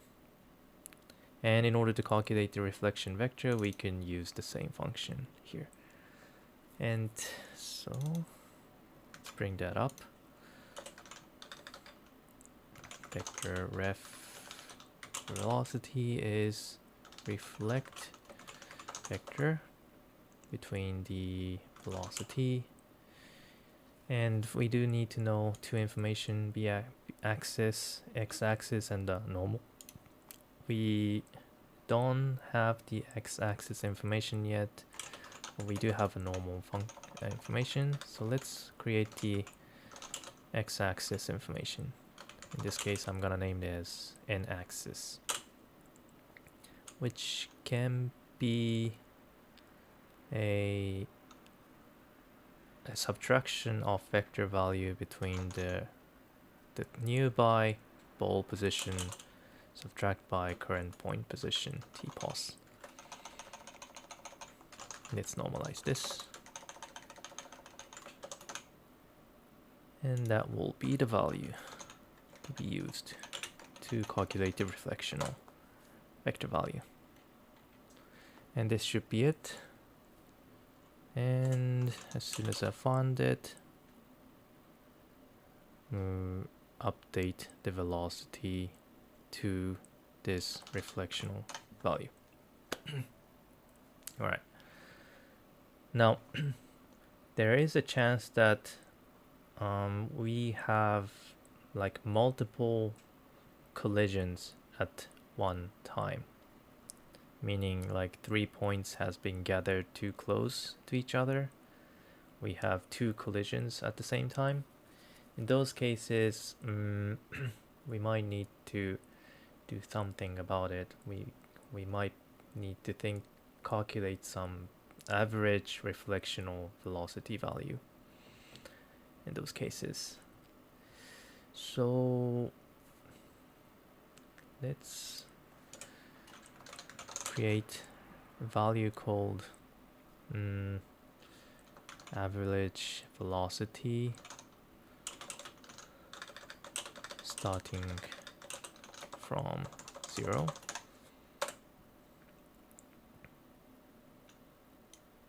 This could be inside this one, right?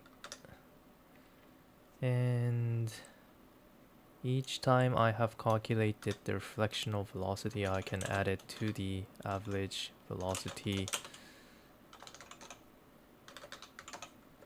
Then when I went out of the loop, I can calculate the average by dividing it by the length of npts minus 1.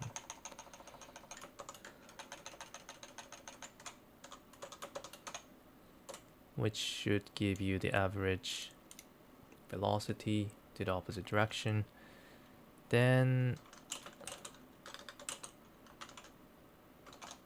at the end I can now override the original velocity to this one.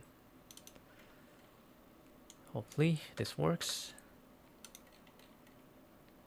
Alright, oops, something went wrong. Okay, this has to be lang. Okay, I think NPT has been used at somewhere. Let's change the name. Near PT.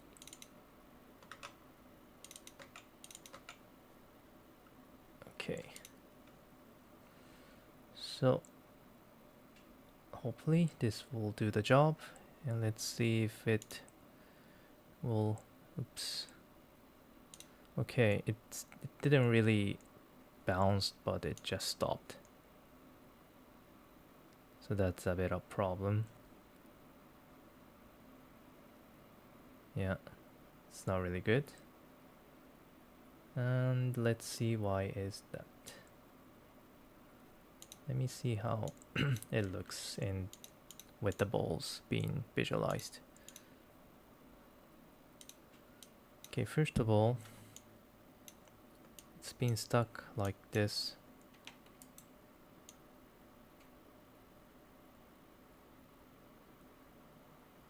Seems like the radius, the checking radius looks bigger than what I have imagined.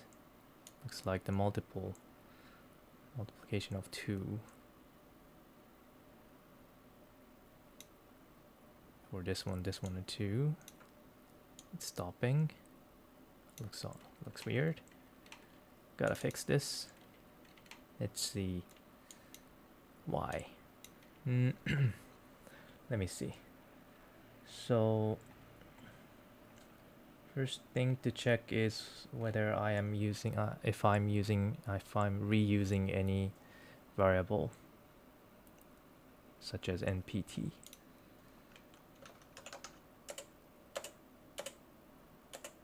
Okay, looks okay. And this should always be more than 2 because of this condition, so this should be always more than 1. So that should be okay, I think. And axis is npos minus tpos. This should also be okay, I hoped. Yeah. P scale near point should also be okay. Distance. Now, okay, first thing that I want to try out is remove this condition, and as soon as it added reflection vector value, I'm gonna break this so that these function only works once. Okay, still have the same problem, so it's not that. Okay. The other possible things. First of all, I need to check if the condition is really correct. So first of all, this one. Maximum radius is equal to 1. T-pos near points, alright.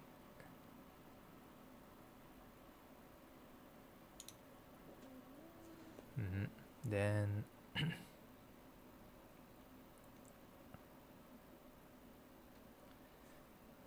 now I am wondering, well, anyway, I think it should be okay.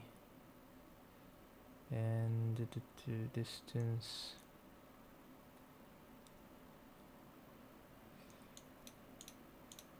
PTS, and the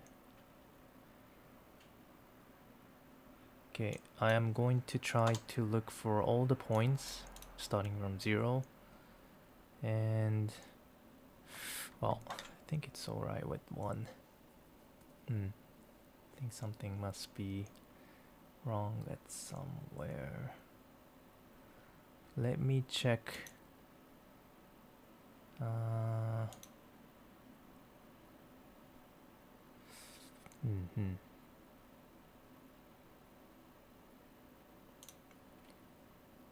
Okay, let me see if I make this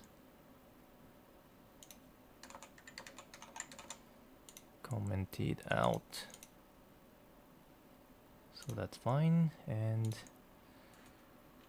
let me also create some conditions to check whether if the point has met the condition or not by changing the color.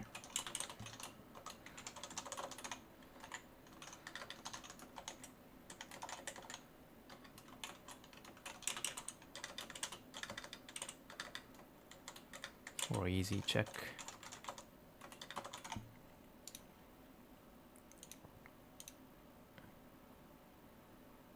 Okay. Now, what I want to do is to colorize only if it collides. So this is where what I want to check. And move this to here as well.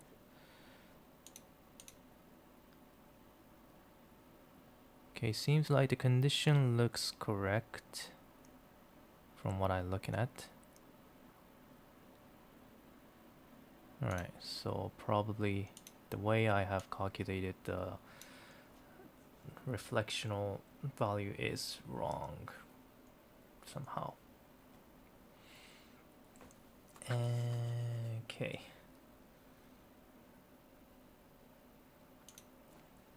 Let me try to visualize this n-axis.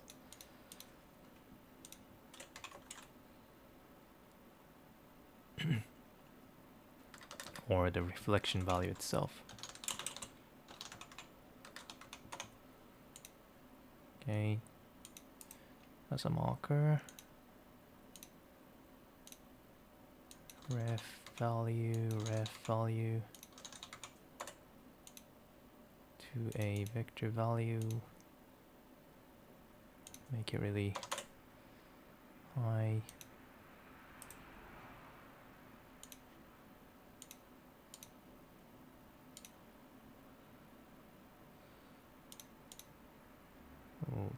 Okay.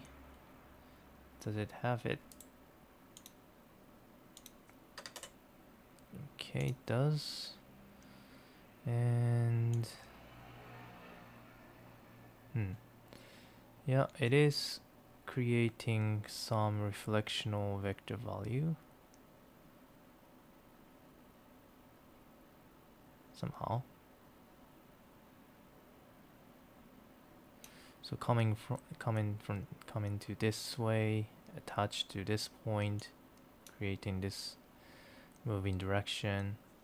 So seems correct. This looks correct.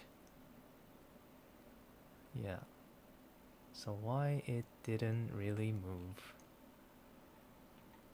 That's the question. Let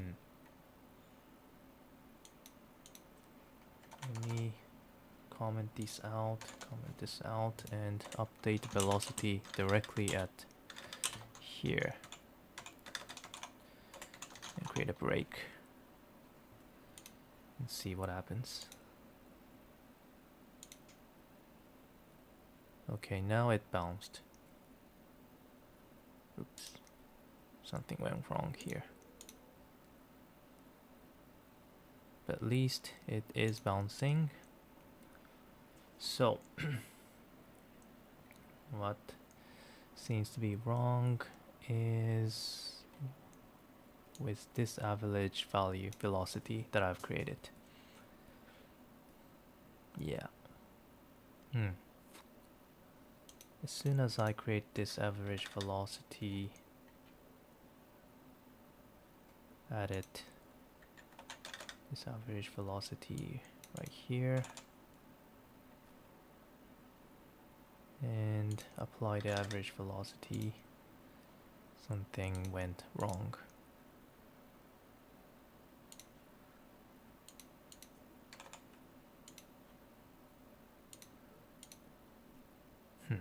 Funny. Why is that? Why is it? Ah, okay. I shouldn't have...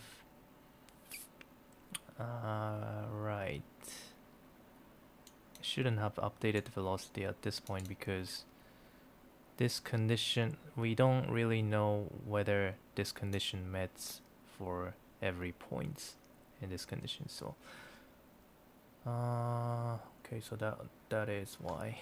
So I'm gonna create a count and create increment the count inside this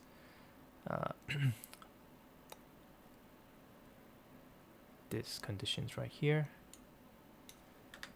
Then only if the count is more than 0,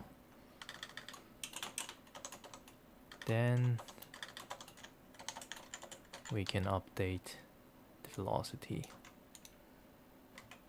with this average value.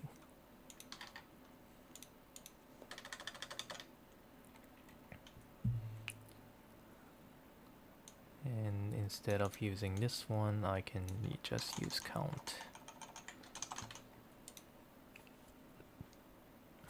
Alright, I think that should work. Okay, looks good. Now, we do need to fix this conditions here. It does collide, but at some point, maybe the speed wasn't enough for the collisions. Slowly merges. So, what if I make this when it touches the other balls, make the speed a bit faster for the collision to go to the other direction. Meaning, how do I say, the stiffness or the mass in physical term, how do we call that? Stiffness, I guess, is low when two balls contact to each other, create a bigger impact to move to the opposite direction. Okay, looks good. Looks too fast. Well, we can control that by using some value here. Looks good, I guess. So let's go with this. And if we check the simulation with the ball, nice. I didn't intend to keep the color, but looks cool.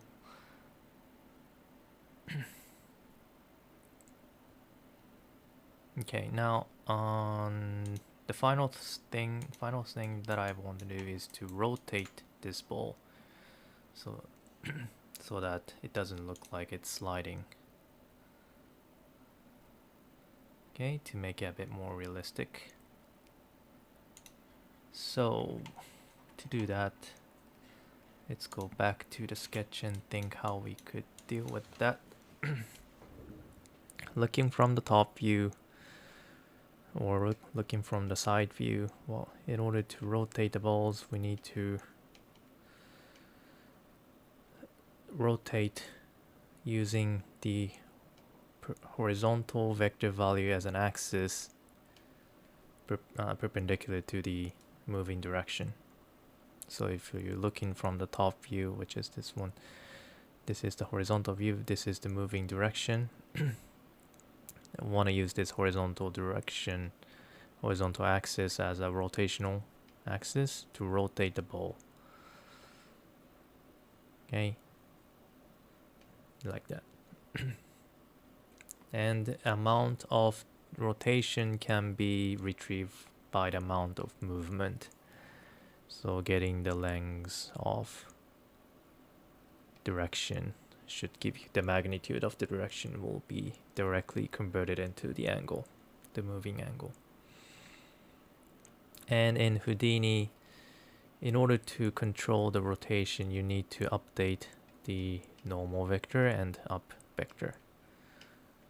So by rotating these two vector value using this rotational matrix or something, you'll be able to simulate this rotation for the ball. Right. So shouldn't be that hard. I'm gonna do everything inside this ball move point wrangle because it has the velocity information inside, and that's the information that I want to use to estimate the rotation information. All right. So let's do this. First of all, we need to create this horizontal vector value,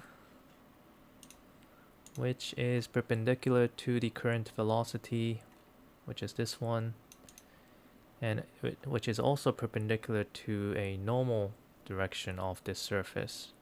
So by calculating the cross product between the normal direction and this velocity, you should be able to get this horizontal axis.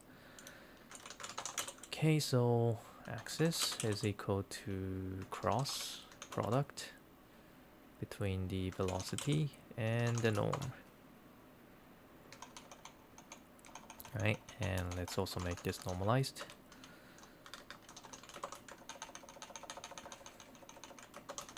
Now we can use this to create a rotational matrix. Gonna name this rot mat. Starting from identity matrix, then rotate it by some angle, which we don't know yet. So let's just say angle and axis. Okay, and what we want to do is to update the up vector by matrix and also a normal vector by matrix, so that each of those two vectors will be rotated using this rotational matrix. Now what we need is this angle here, and this can be created from the moving distance of this velocity somehow. Right, so I'm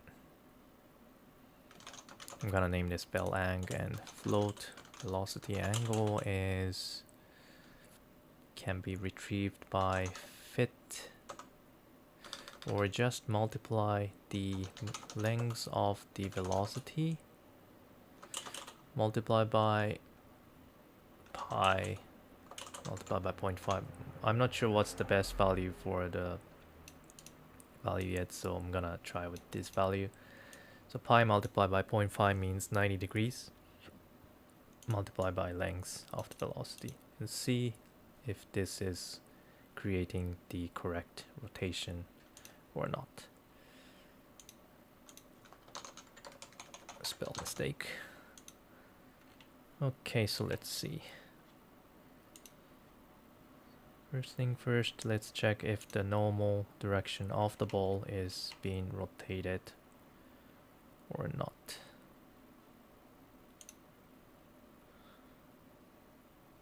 It's a bit hard to see because we have the surface, but I do see that somehow the normal direction of the ball is rotating.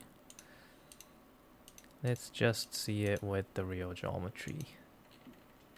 The ball geometry. See if the ball is rotating in correct way or not. Now it is rotating, but I think it's rotating to the opposite direction. Yeah, I think the angle is opposite, so let's make this negative.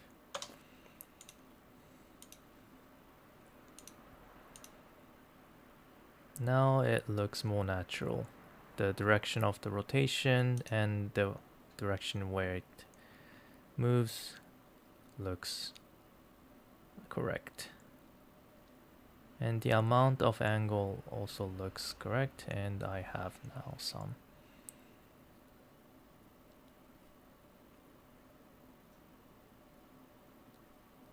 Okay, there are some conditions. Some collision didn't really work, like this one. Okay. In those cases, I guess I should do, other than, I think I should add additional reflectional vector value to this one, so that if it touches together, it also adds additional, like, opposite direction, goes from this point to this point. So this point goes this way, this point goes this way. So in order to do that, let's see if we could do that right here. Actually, it doesn't really give that option here. Yeah, you could, but I'm not sure if this is the right place to do it, because it also affects the boundary. But I guess I also want to do it for the boundary conditions as well. Right. So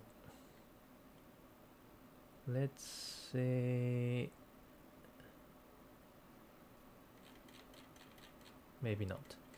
I'll just do it for this ball contact, where we have calculated the reflection right here. What I want to do is to, instead of multiplying this by 1.5, I'm going to add additional velocity to this one, which is negative n axis 5.5 or something.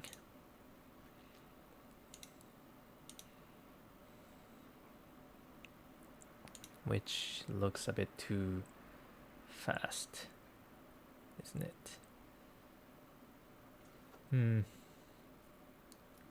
A bit hard.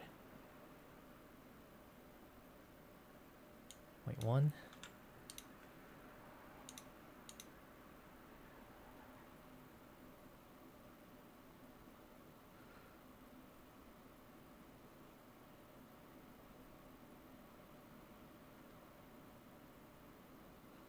I guess better than previous one. Not really sure. This might not be a good solution.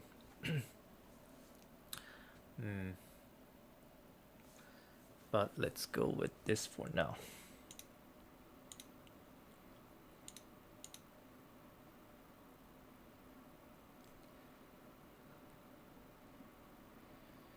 The way it rotates looks good. Okay, the ball stopped.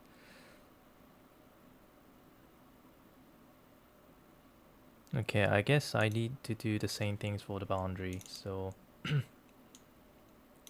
maybe instead of adding this value here, I'm going back to the reflectional functions and do it globally.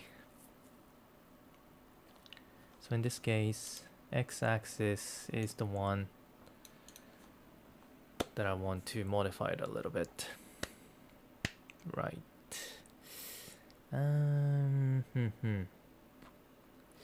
So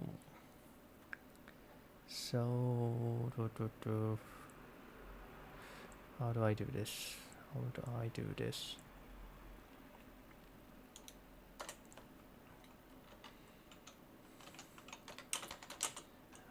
going to try to update the velocity by b plus x-axis 5.5, and instead of using v, I'm gonna add it right here. So it doesn't really create a correct like bouncing direction, but at least we'll try to avoid. Now that's too fast, isn't it? I should reduce the length, the speed to the original value. So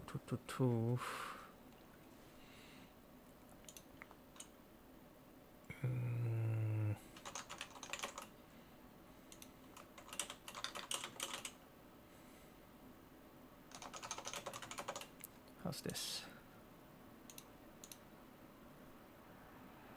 Okay.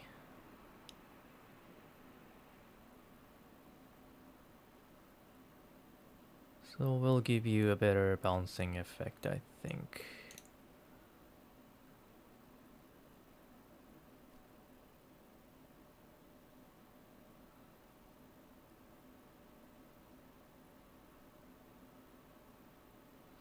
And additional stuff that I could do is to change the noise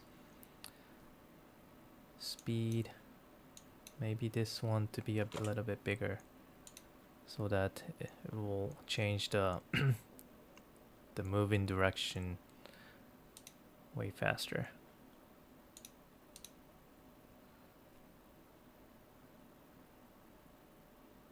So you have more roaming direction.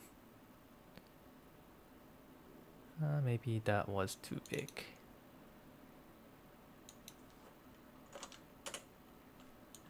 Making smooth a bit bigger.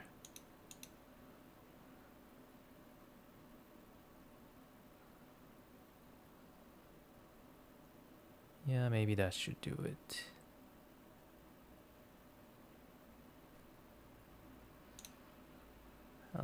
A little bit bigger. Okay, so far I think I am satisfied with what I have got here. Looks like it is doing what I really want. Now, but if I hide those wireframe, you don't really see if the balls is rotating or not. So let's try to colorize this ball so that we do know that the ball is rotating. Just going to create a gradient color to this ball from using y coordinate.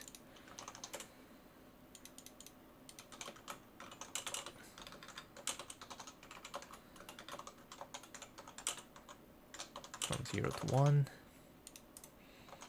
and using the color node to color the sphere geometry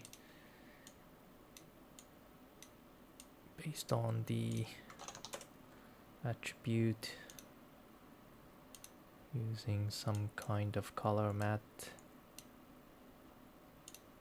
like this one, right?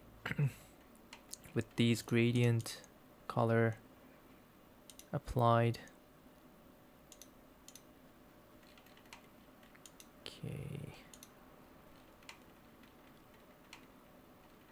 Okay, I should also delete the color attribute from this ball point. Right. Now I can see the ball is rotating by looking at these textures. Okay, looks good. And let's also try to create some a little bit nicer material for these, so that it will be easier to see the effect. I'm just gonna use the matte cap shader for the surface and the balls. and use some of the textures that I have copied from internet, which you could try to find it out from by yourself, looking for the using some image search or anything.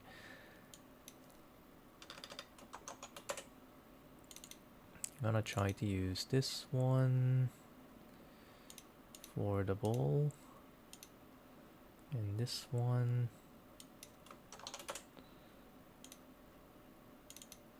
for the surface. Okay, so material, this is for the bowl, and this is for the surface. So material is 1, and this is material 2. Alright, well, looks like the color is a bit too vivid. Let's change this bowl to something like this. Nope. Now I cannot see the rotation, so something else. Yeah, this one. Alright, looks good. Alright, like the effect.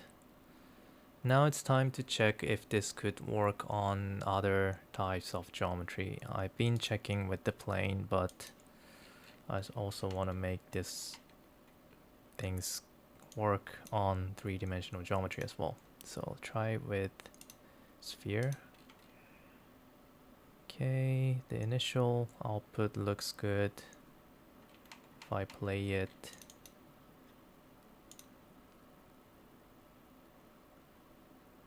seems like it's working.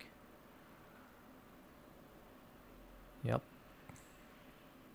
That is because I have been using the surface normal direction as well as the tangent information as a guide. So the surface could be any kind of shape. So it is working for any kind of surface out of the box. Alright, looks good. Let's try with the geometry with the hole.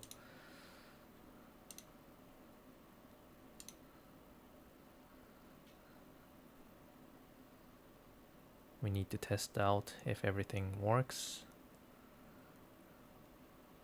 Seems like it's working. We do have a collisions between balls as well as collisions between the boundary. Okay, let's do some stress test by adding tons of balls. Like 50 points.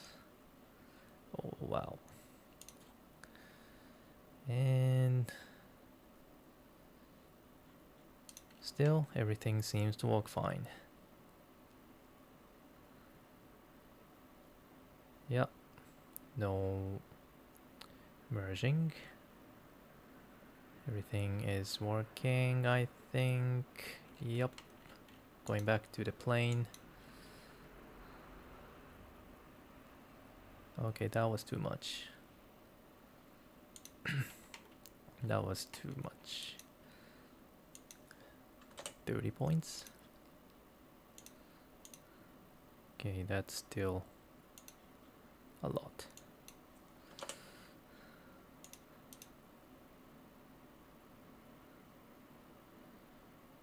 Okay, and as I can see, everything is working as I expected. You have a nice effect on any kind of surface with rotating balls. Right. Okay, I think I am good with this. Right. So, that's pretty much it. Let me know if you have any feedback or comment or how you think about this. I am going to gather all the parameters that I have set to one place so that I can control everything in one place. And while doing it, I'll be appreciative if you have any like questions or anything. I'm gonna create a controller new node.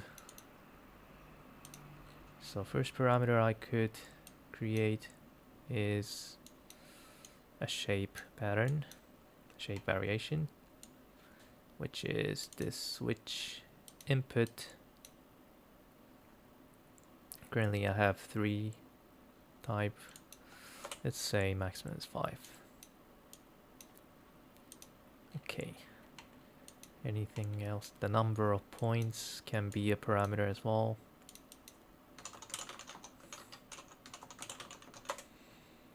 Let's say from 1 to 100.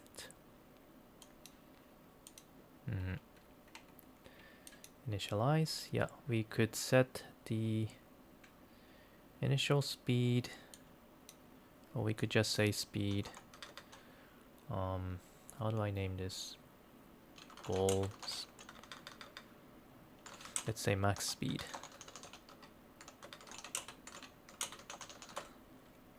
Okay. And minimum radius and maximum radius, so ball min radius. Oh, this was max. And ball minimum radius. Right. Okay, so that's for the initialization. And we go inside a solver. I think we have a bunch of parameters inside here. First of all, looking at the ball move, we have 2 noise related value. So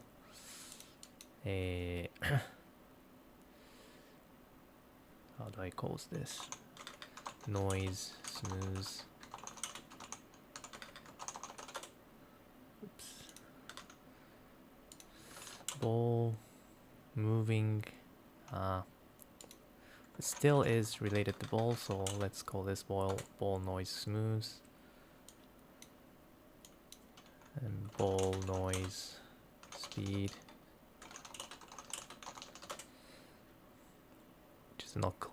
Not really clear what that is.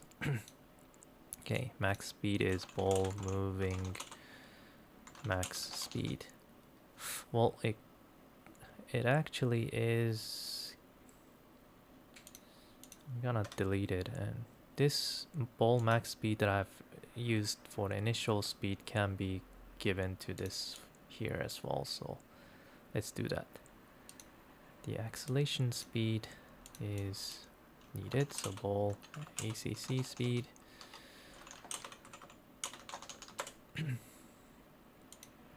Okay, so let's go back to the null node, copy the ball max speed, paste it to here. Alright, anything else? Smoothing, yeah, this is also important. This is for surface flattening ratio.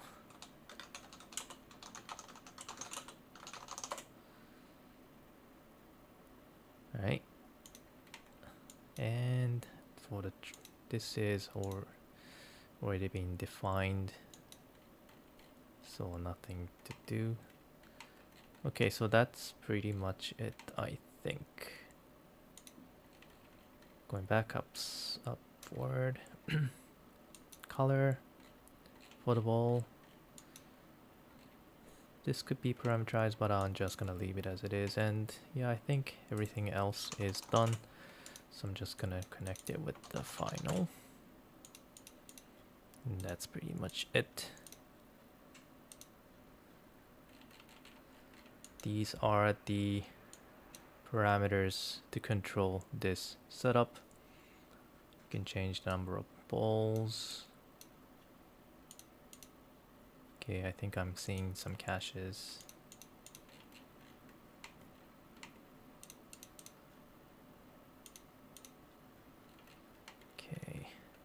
I remove these caches?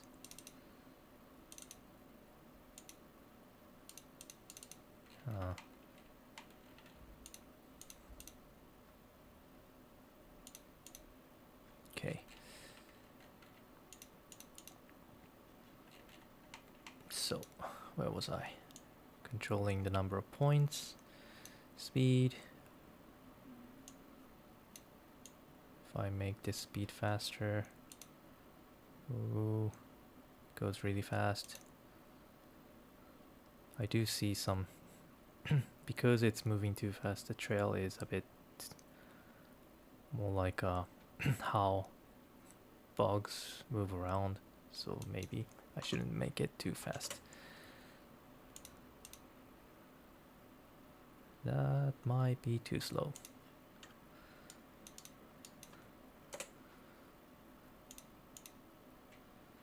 Right? Okay, I have some comment from Rudy. What about permanently deforming the colliding sphere as collision occur? Well, that's another things probably you could do. In those cases, since I am just using points to calculate the collision between the points, I'm not really having the ball information to the points, so yeah, I don't have those informations inside the points, how it's been collided to calculate the deformation. So if you want to do that, you do need to keep the geometry informations while colliding inside a solver. So that's another that's a bit different things to do. If you really want to do that, you should you should have the sphere from the initial information as an initial information input to the solver, then calculate the deformation inside the solver. Because 1 point is not enough to store all the deformation information, I think. You do need to have all those point positions remembered. Yeah, I think it's gonna take some time to do it correctly. So maybe another time I'll try that out.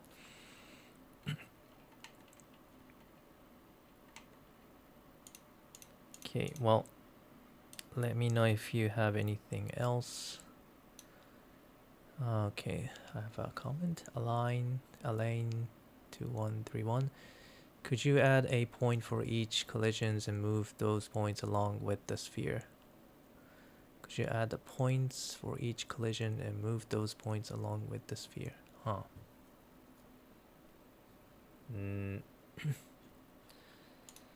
Let me see. Let me check what you mean by that. So, for baking deformation. Baking deformation.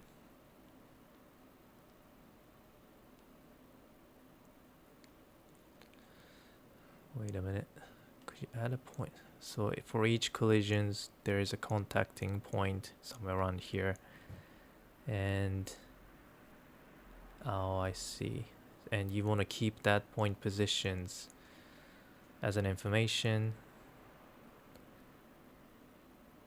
and use that later for deforming. Okay. Alright, well, that might work, actually. I can try that out. Yep. Let's see. So,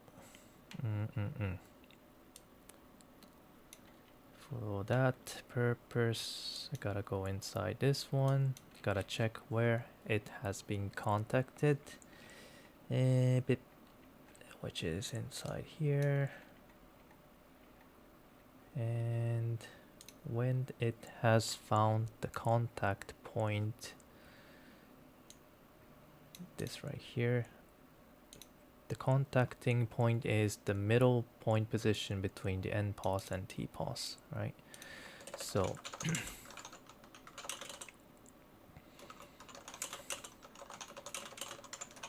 so this is the contacting point, right? Now what I want to do is to create a new point.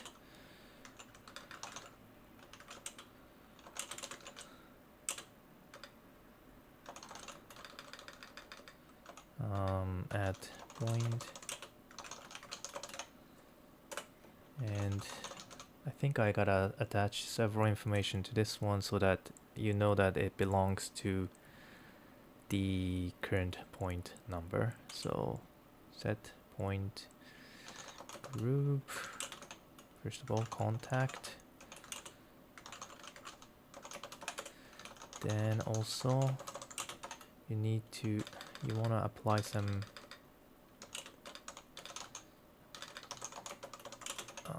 parent information in which point it belongs to. In this case, I probably can just use PT number, I think. Yeah, I think. Maybe it's not a good idea to use the PT number, but I should have an ID value instead,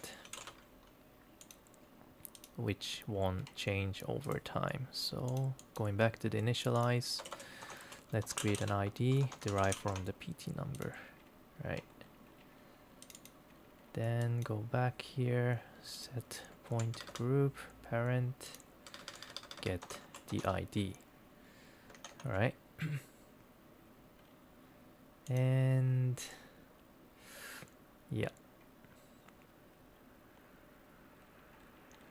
Okay, and let's also, in those cases, we do need to rotate these points using the same rotational matrix, actually. So,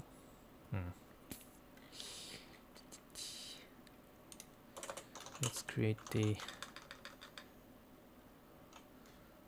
first thing first. I need to find out every point which shares the same ID. So how do I do that? Find attriv val. Yeah, this one. Okay, gotta use this one.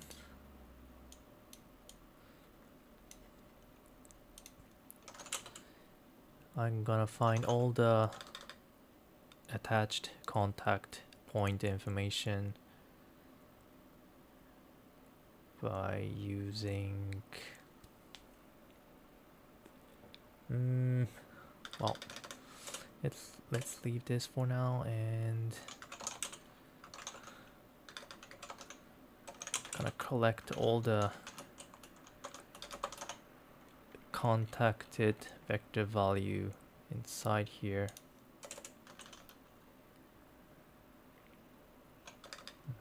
Well, I think I should do this.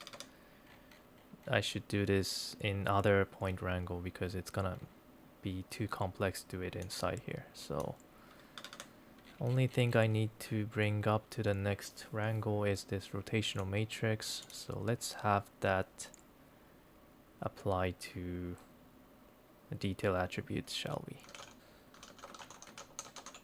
Or not detail attribute, to the point attribute. So wait.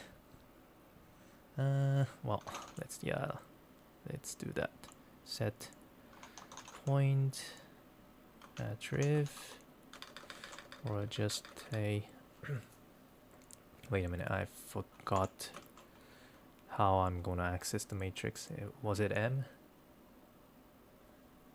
I think.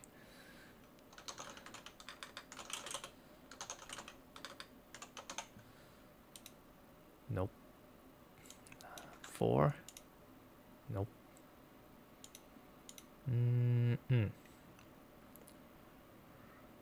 What was the... Wait. Is this the error? Nope. Okay.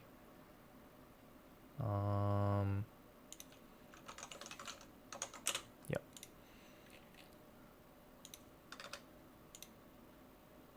4 is correct. M is wrong. Okay. So 4. Let's see. Do I have the rotational matrix? Yes. Yes. Okay. Yeah, I do. And now that I have it and project it to the ray node, and I don't really need oh well. Okay.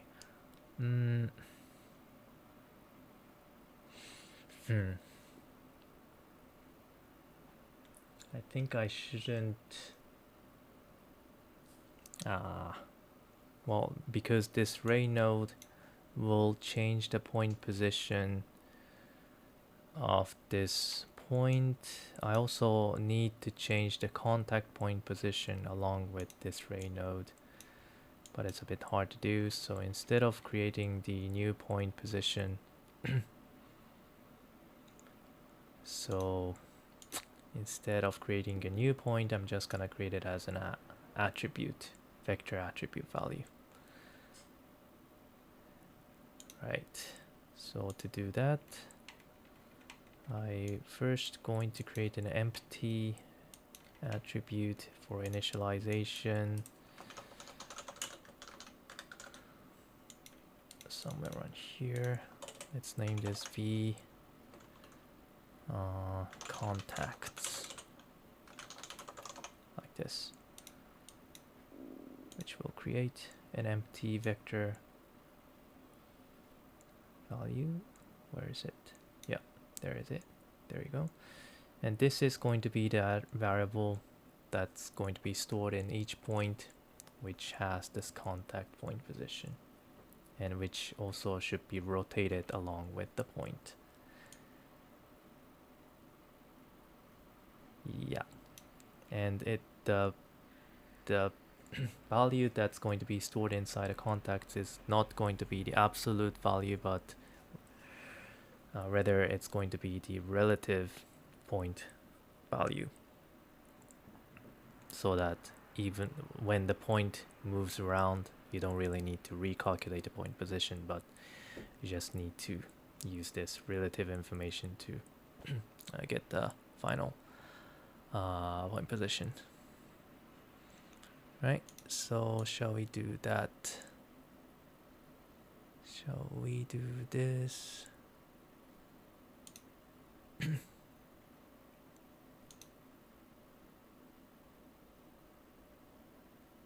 Okay. Yeah, I have removed the spam. So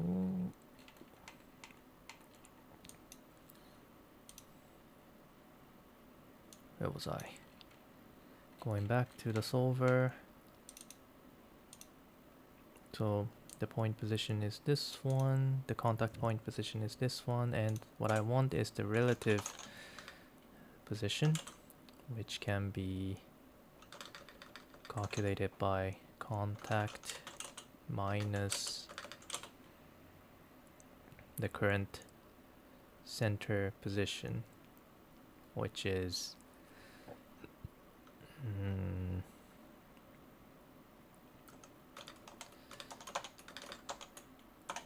P. Right. Or T pos. Which one is better?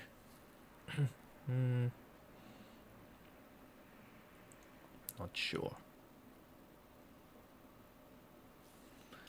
Maybe this could be at P as well. Right, so let's say this is the relative information, relative point position. And what I want to do is to append this value to the contacts variable, to the current point information. So set point attriv 0, set point attriv 0 contacts current point number, and you apply contact and append as an array. Alright, so first of all we need to check if this is really working when the contact has been happened. Let's see.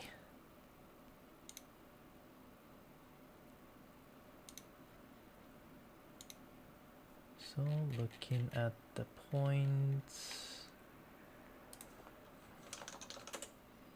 looking at the mover points,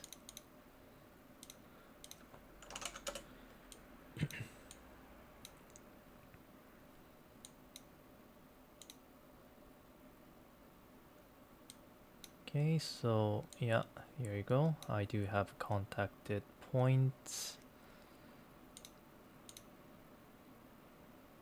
So when it becomes red, it should give you those contacted points appended to this variable. Okay, looks good. Now, going back to the ball move, what I need to do next is to rotate this information with these. And I don't actually need this anymore. So what I do need is to access all the contacts array inside this points. So for int length of b contacts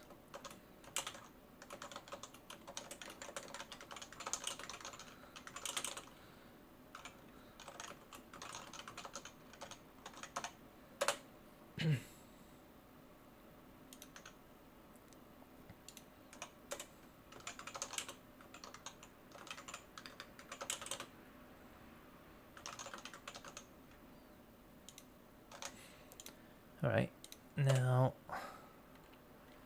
what I want to do is to rotate this contact using this rot mat and reapply it to a vector value again.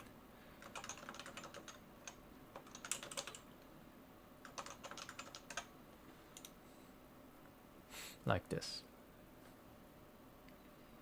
Now let's see if this is working.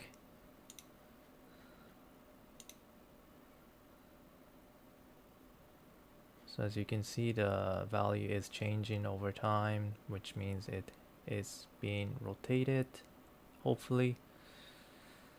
Alright. And I also want to check if this position can be used to recreate the contact point. Alright, so let's do this inside here to test out.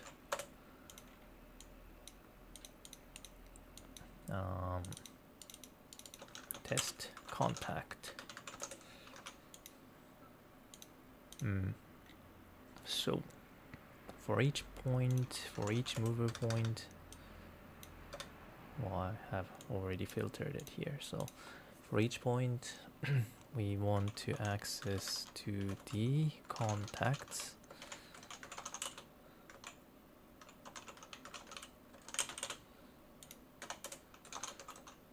And we want to add it as a point to see if it's in the right position or not.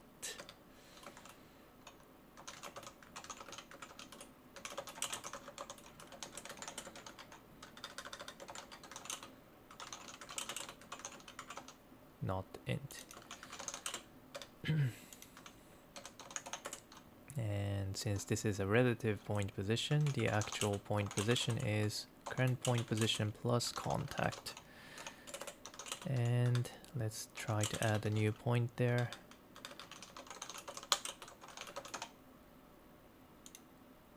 And let's also colorize this to see the difference.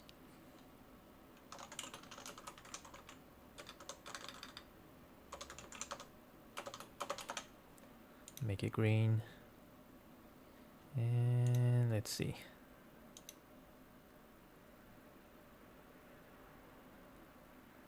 Okay, looks like we have something we want. It does look like it is being a contacted points. It's also being rotated together with the point. So let's hope this is the right information to use. Going in back to the outside the solver, and let's also copy this test contact code and try to use it somewhere. Probably somewhere around here. And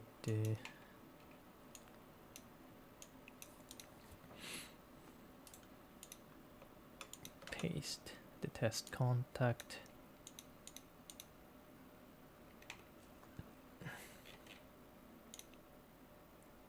And for those newly added contact point, I can change the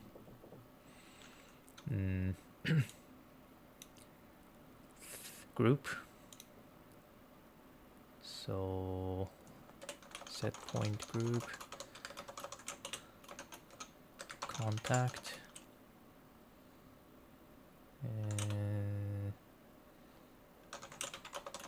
and let's also set the p scale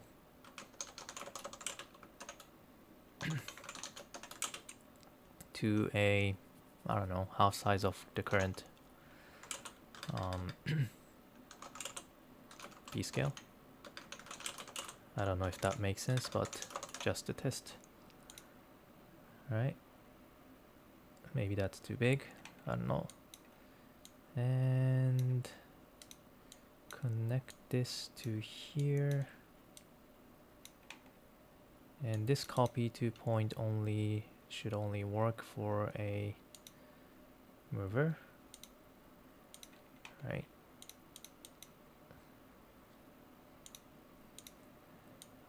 Let's look at,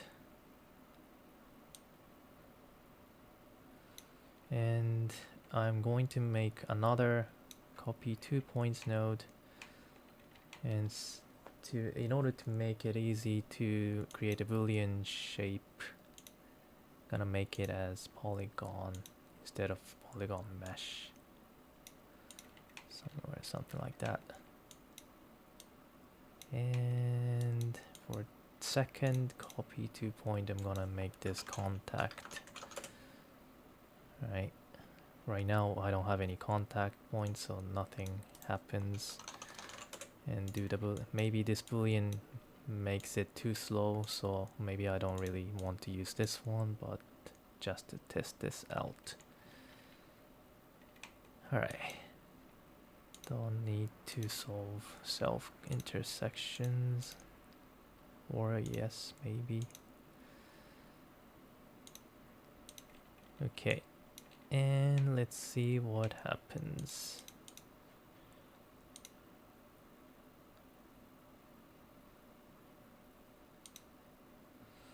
Okay, so as soon as it contacted, it created the hole, which looks too much, which doesn't look natural. But you can see the concept. I mean, at least it does what it as a starting point for the collision. Yeah, since I'm using Boolean, the calculation is a bit too slow. I don't really like the solution here, but it does what it does.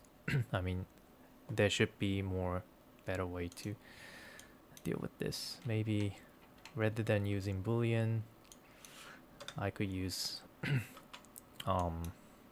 vex to create some offset to the normal direction of the sphere. So create the normal direction to the sphere, and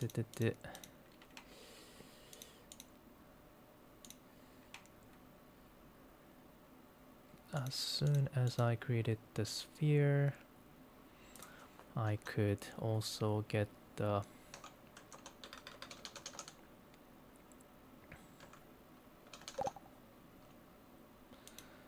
contact point from here.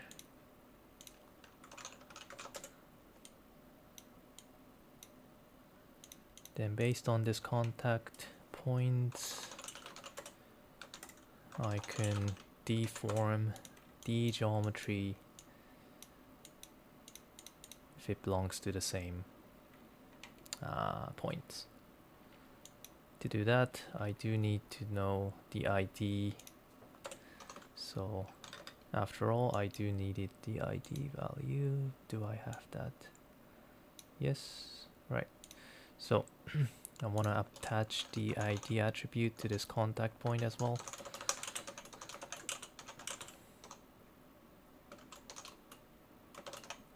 Just like this. Then create some deformations here. So first thing first, I want to get all the corresponding deforming point. But to do that, I want to make sure that this geometry has ID transferred. Yeah, it does. So that's good. And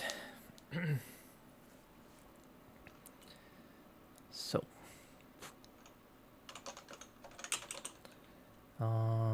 near points, second input.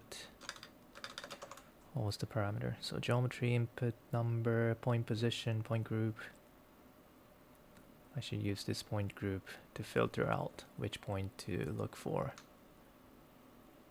So, but when I use point group, it's gonna be a bit slower, although I think I need it. So the filter is something like this,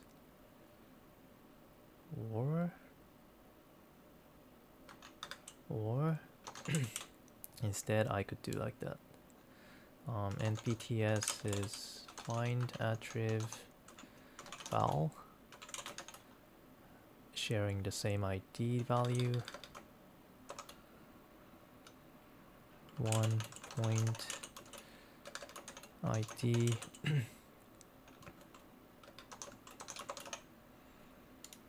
Okay, and search for all the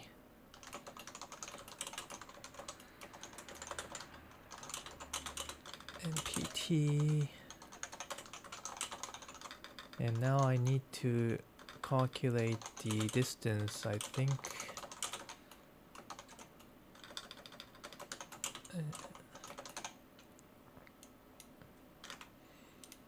Between the current point position and the nearby point position. If this is small enough, then I'm going to create the deforming effect. Alright, I'm gonna try it linearly first, right? Based on the distance. So if the distance is close, create the high deformation. If it's far, then create a small deformation. Linear deformation, right? So I'm gonna have to set the maximum distance to search for. Should be relative to a p-scale, I think. So max distance is p-scale, I don't know, multiplied by 0.5. Gonna try with 0.5 for now. And let's create the fit value or h value, how much I should deform. So Distance. Nope. Fit distance from 0 to max distance. If it's 0, the distortion has to be the maximum, and it also has to be related to the p-scale somehow. So let's say 0.5 multiplied by p-scale and 0 when it's far away. Alright, then I can deform the point, but I should also use the maximum deformation result. So I'm gonna create another rest positions for the sphere, probably right here. And calculate the current distortion or deformation value, which is the distance between the rest and current point position, and update the deform by getting the maximum between the deform and h. Right.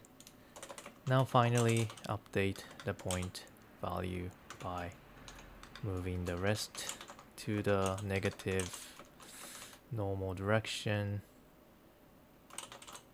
multiply by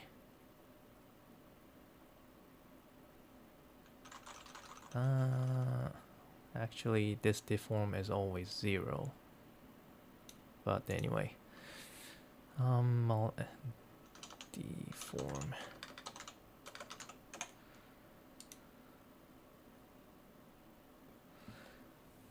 Well, this is not a good solution, I realized, because it doesn't keep the deformation when it starts to rotate.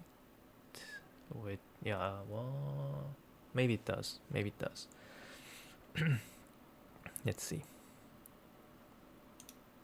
Oop.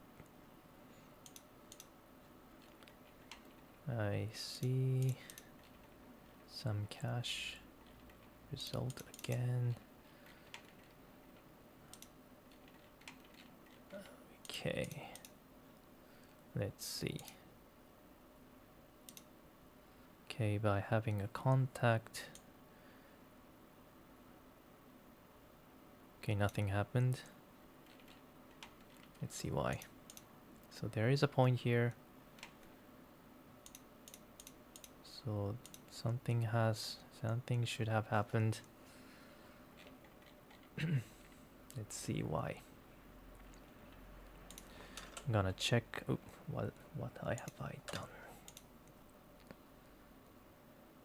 I'm gonna check the deform value first of all.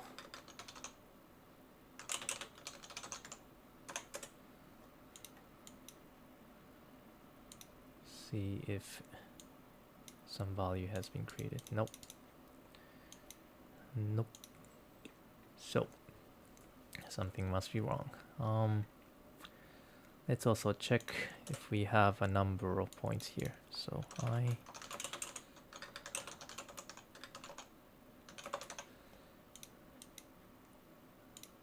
let's check the lengths. Okay, so there is several stuff here, but the deform is equal to 0, so something must be wrong inside the for loop. Okay. The distance, p-scale. Wait a minute. Do I have this information?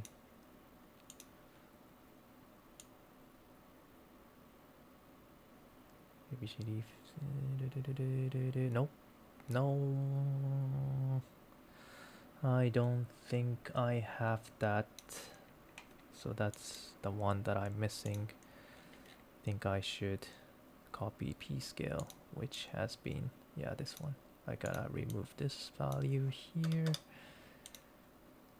Alright, now I have something, some deformations like this. I gotta recreate the normal.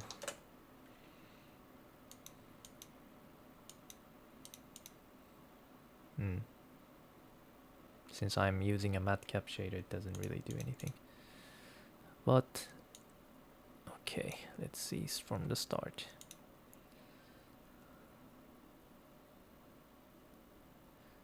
Yep. You see that I am getting this deformation when ball touches together. The resolution of the ball is a bit too low, so the collision geometry, the deformed result is not that smooth, but you do see some effect. Well, I could make this a bit higher resolution to make it a bit more smoother. Yeah. So it kind of worked, I guess.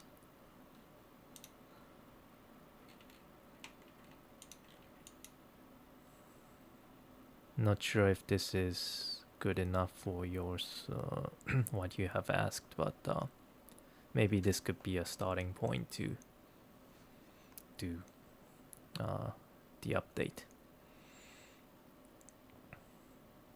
Okay.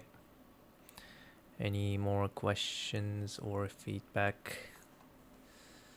That'll be great. If not, I'm just gonna end this right here. Oh, hey, Elaine. Elaine, thanks for the super chat. Appreciate it. So if there's no questions, I'm gonna finish this.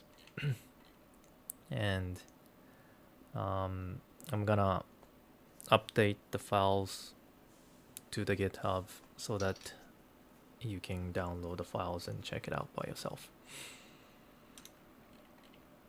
Maybe this could be additional parameter to add.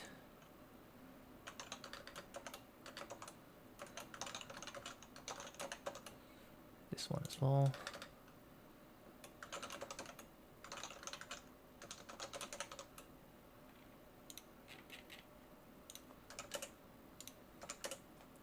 Okay, so that's pretty much it.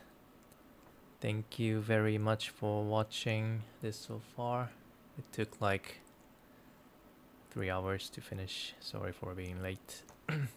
Now, hopefully you find this interesting.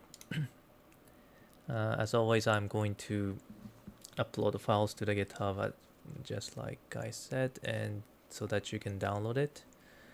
From there, I'm going to paste the link to the video description page, as well as uploading the files to the Patreon page that I have. So if you could support that, would also be great, but you could always access the file for free. Okay, that's it. Thank you very much. I'm gonna upload it as soon as I finish this live. And thanks for all the feedback, comments, and super chat. I really appreciate it. Alright, thank you and good night. Hopefully you have a nice night or day. I'm going to sleep for now. Good night.